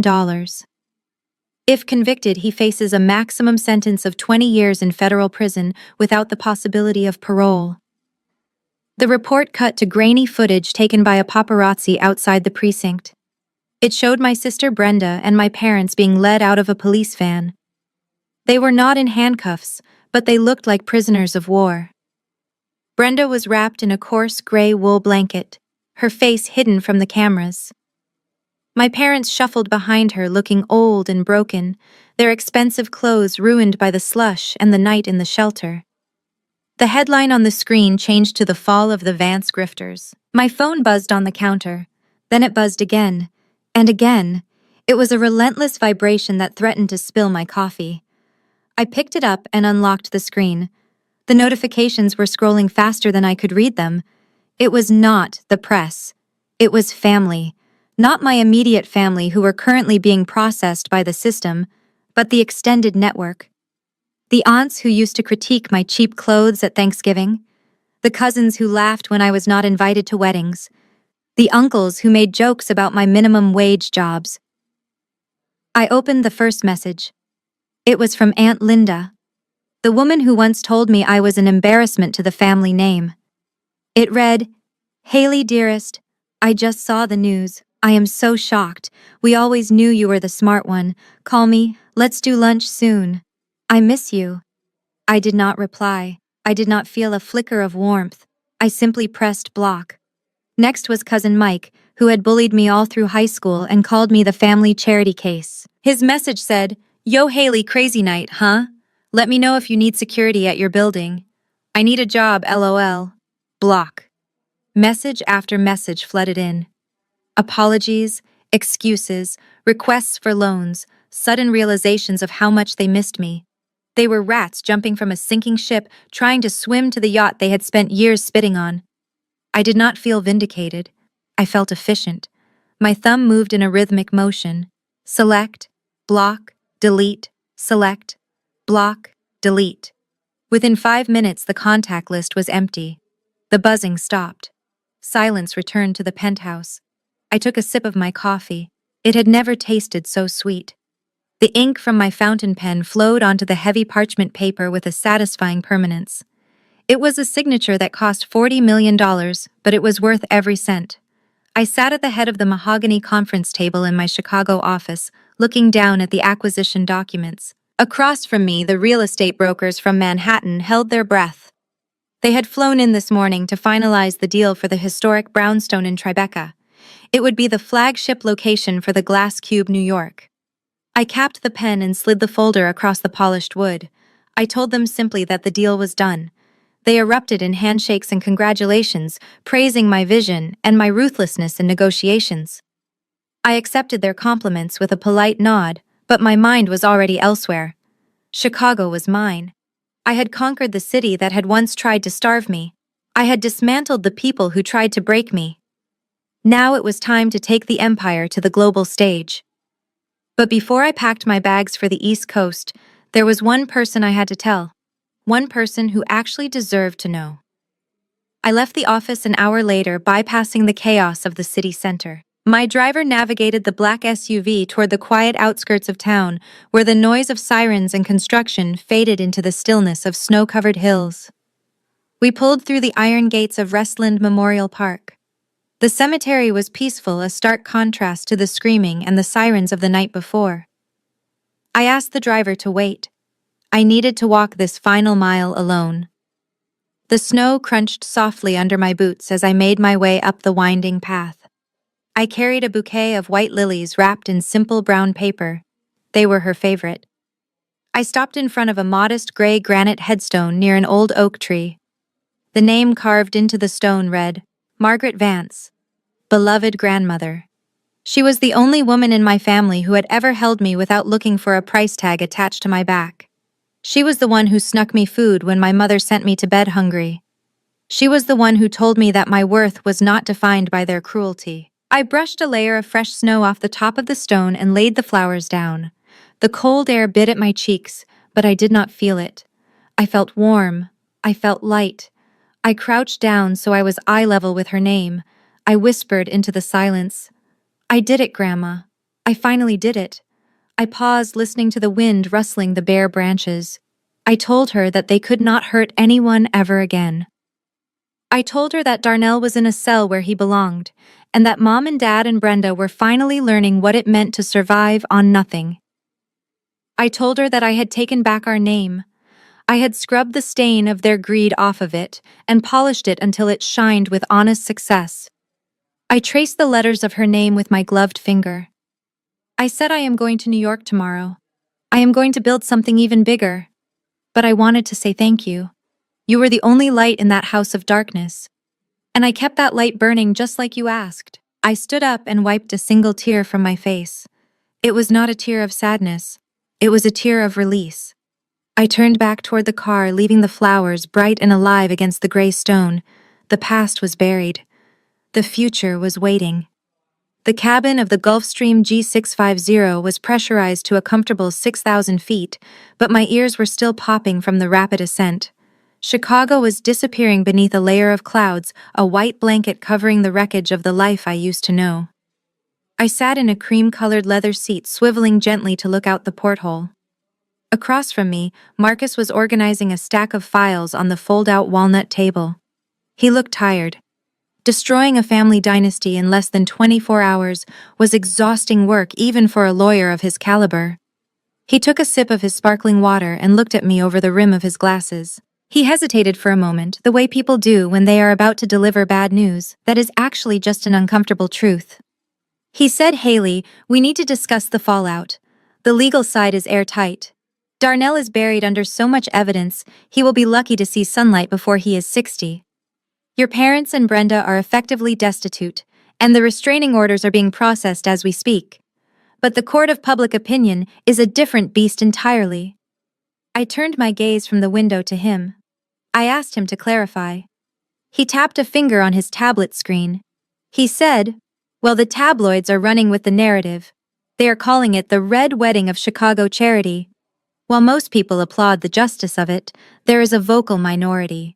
Op-eds are calling you cold. They are saying that leaving your elderly parents in a blizzard was excessive. They are saying that blood is thicker than water and that you had a moral obligation to be the bigger person. They are calling you the Ice Queen." I laughed. It was a soft sound that barely rose above the hum of the jet engines. I unbuckled my seatbelt and stood up, walking to the small bar at the front of the cabin.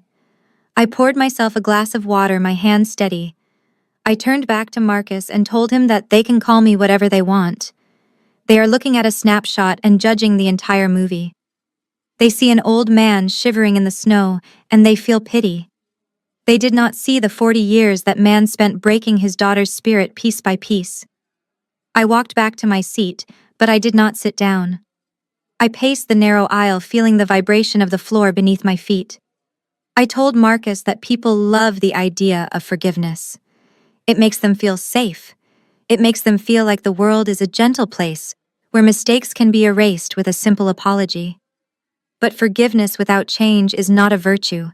It is a permission slip. It is an invitation for the abuser to reload their weapon and fire again.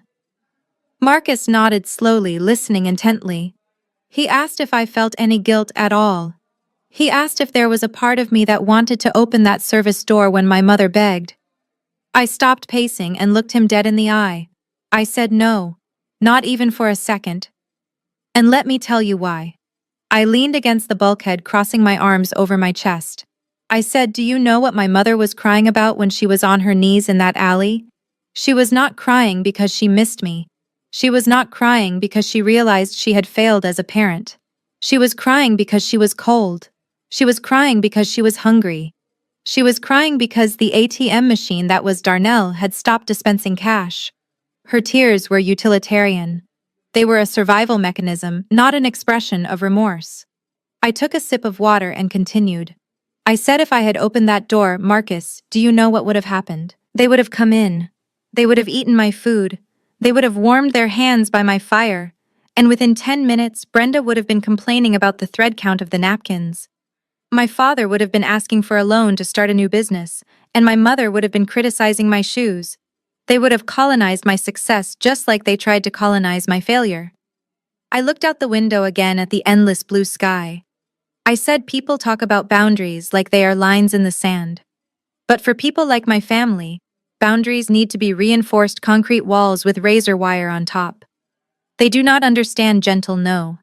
They only understand locked doors and legal threats. When I left them in that alley, I was not punishing them. I was protecting the little girl inside of me who is still freezing on that porch 10 years ago." Marcus closed the file folder on the table.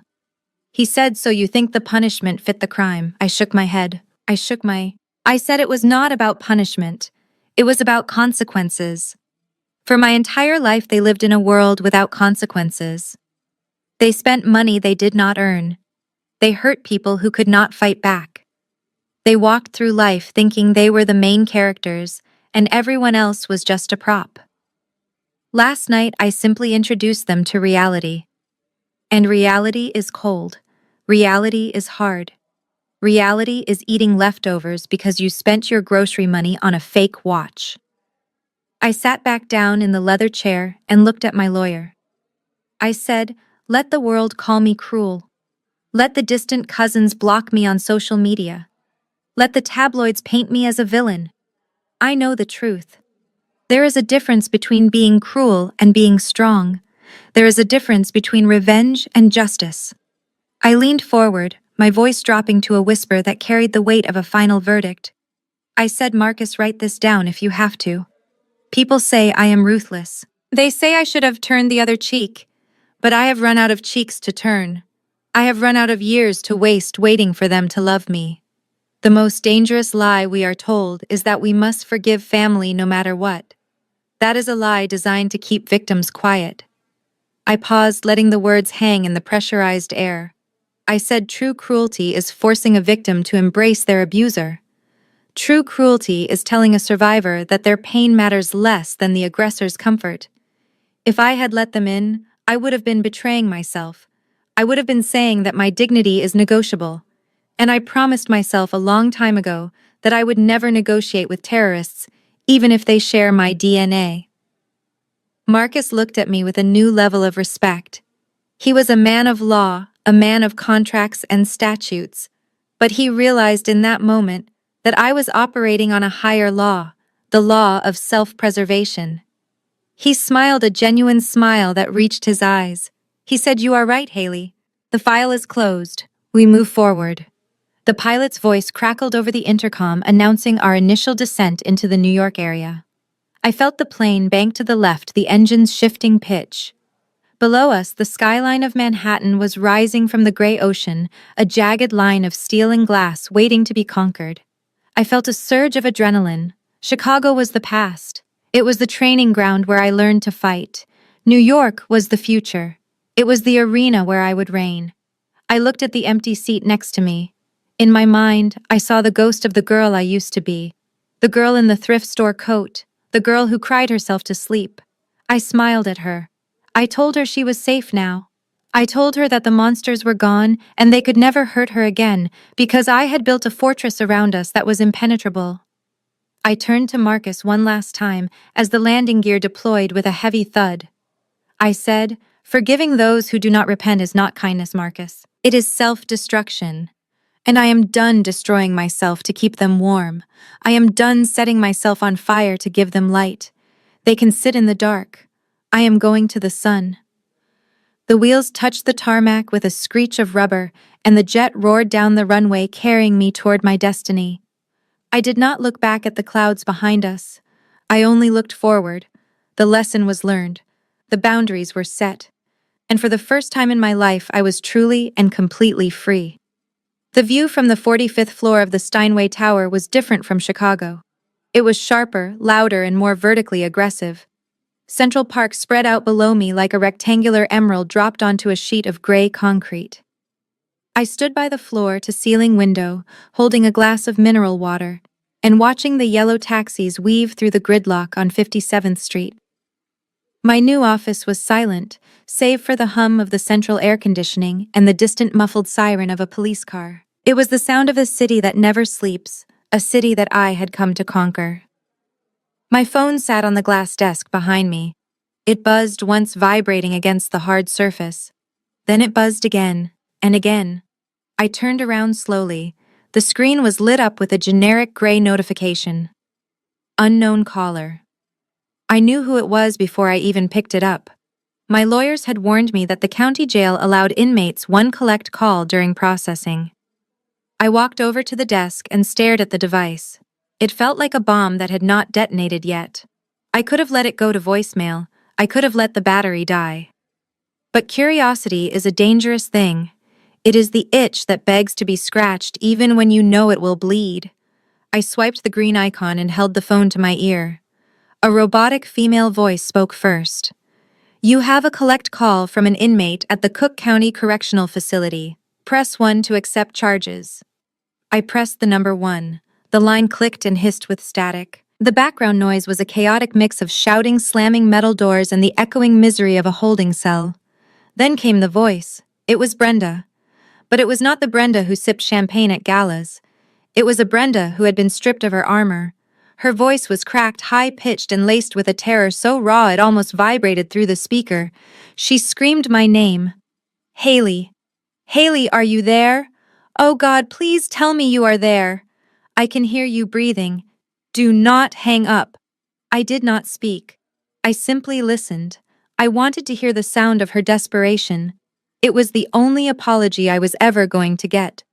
Brenda continued her words, tumbling out in a frantic rush. She said, Haley, you have to help me. It is a nightmare in here. The women are animals. One of them stole my shoes. I am barefoot on this concrete floor. It smells like urine and bleach. I cannot stay here. Darnell is in a different block. I am all alone. You have to post bail. It is set at $50,000. 50. That is nothing to you. That is pocket change for you now.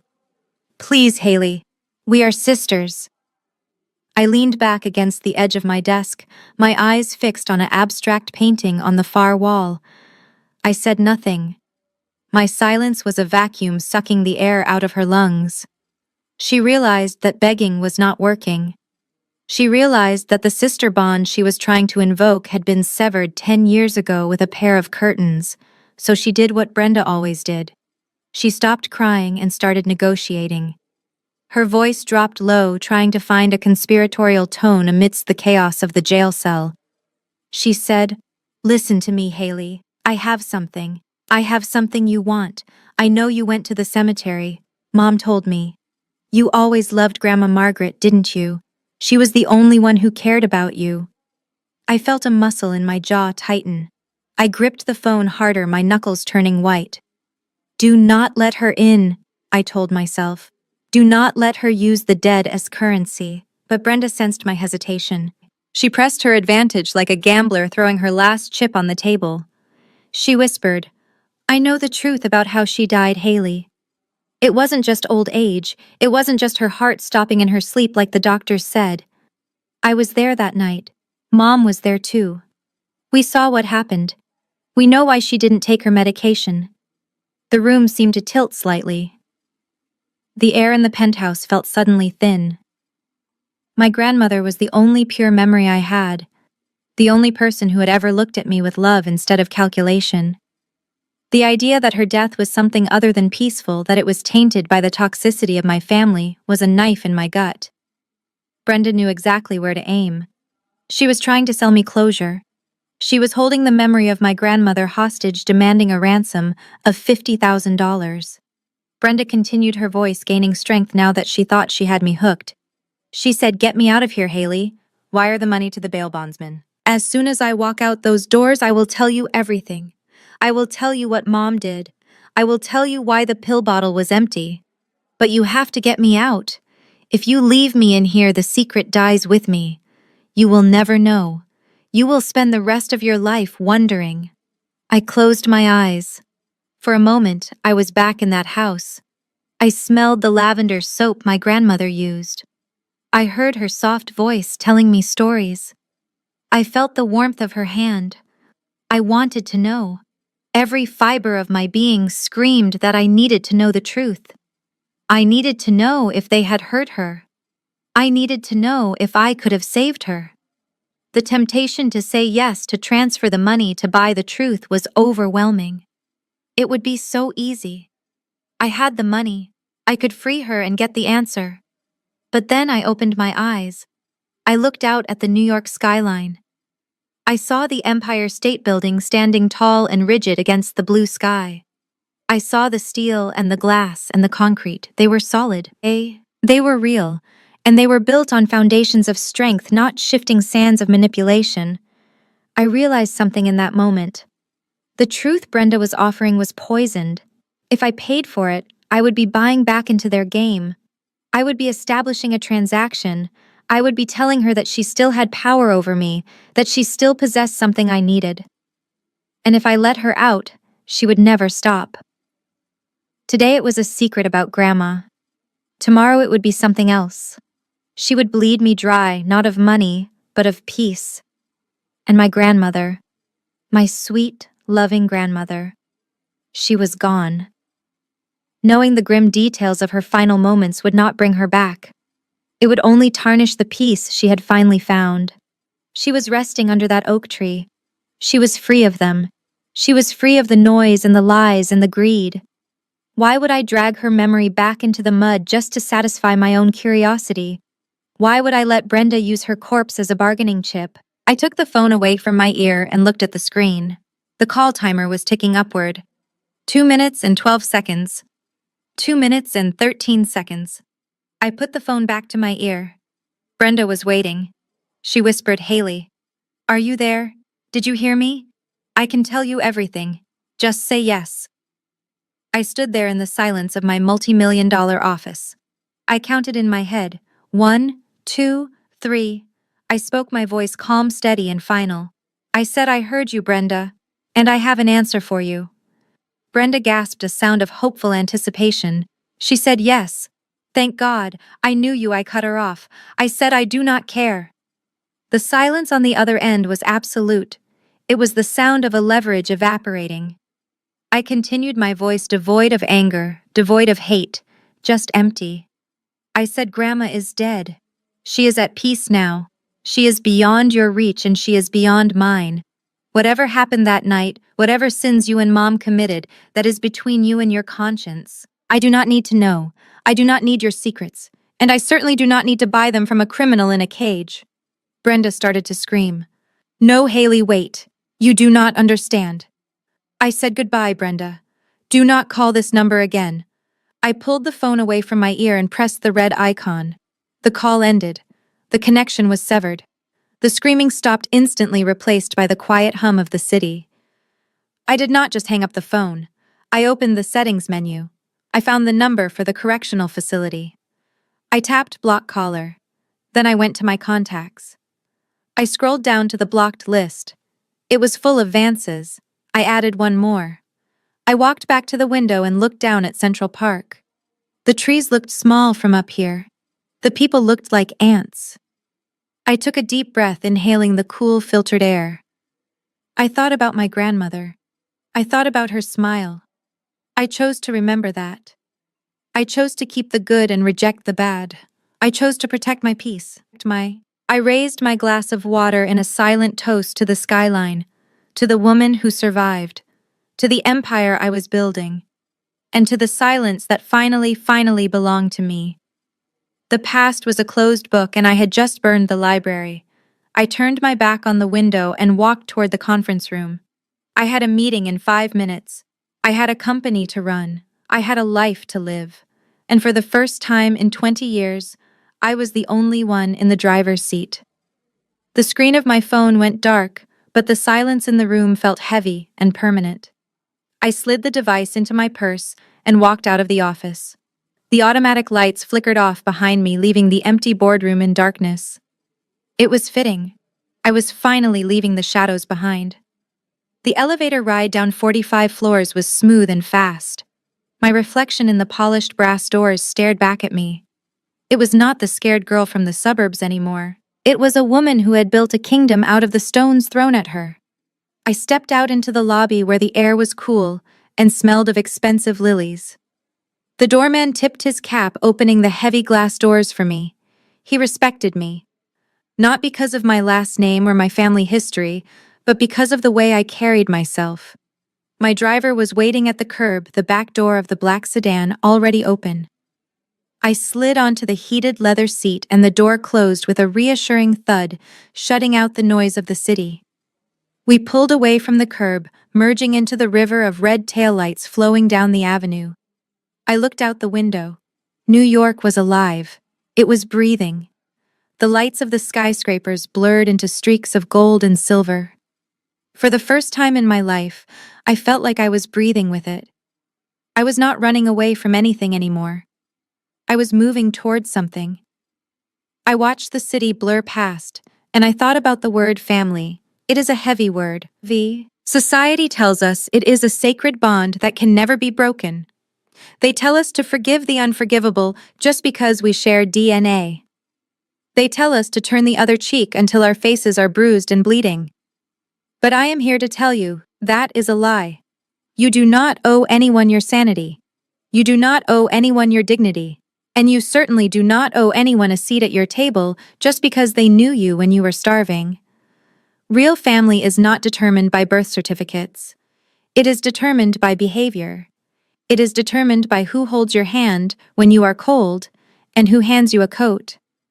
My biological family handed me a bill, so I handed them an eviction notice. Do not let anyone gaslight you into thinking you have to endure abuse for the sake of tradition. Blood is just biology, loyalty is a choice, and if they cannot treat you with basic human respect, they do not deserve to be in your life. The car turned a corner, and the bright lights of Times Square flooded the cabin, illuminating my face. I smiled. I had won. But now I have a question for you. You watched me freeze on that porch 10 years ago. You watched me starve while they feasted. And you watched me serve revenge on a cold platter. So tell me honestly, if you were standing in that warm kitchen holding the keys to the kingdom, would you have opened the door for the people who broke you? Or would you have thrown them the leftovers, just like I did? Let me know in the comments below because I think we both know the answer. This story forces us to confront a brutal truth about family that society often tries to hide. We are taught from birth that blood is the ultimate bond, and that walking away is a sign of weakness or betrayal. But Haley's journey proves that the exact opposite is true. Walking away from people who consistently devalue you is not an act of cruelty, it is the highest form of self-respect. The Vance family did not treat Haley like a daughter. They treated her like an option, and when she finally became their only option, she refused to be chosen out of desperation. The most powerful lesson here is that you teach people how to treat you. If you accept the crumbs of their affection, they will never serve you a full meal. If you allow them to leave you in the cold, they will never think to offer you a coat. Haley showed us that boundaries are not just lines in the sand, they are fortress walls that must be defended. When she locked that service door, she wasn't just shutting them out, she was locking her own dignity in. She realized that you cannot heal in the same environment that broke you, and you certainly cannot build a future while you are busy paying for the mistakes of your past. Forgiveness is often preached as a virtue, but forgiveness without change is just permission to be hurt again. Haley's success wasn't her revenge, her indifference was. She didn't scream or fight, she simply mirrored their energy and let them experience the reality they created. It is a reminder that you are allowed to outgrow the people who stunted your growth, even if those people share your last name. So here is my question for you. What is the one boundary you have been too afraid to set with the toxic people in your life? Tell me in the comments below because your peace is worth fighting for.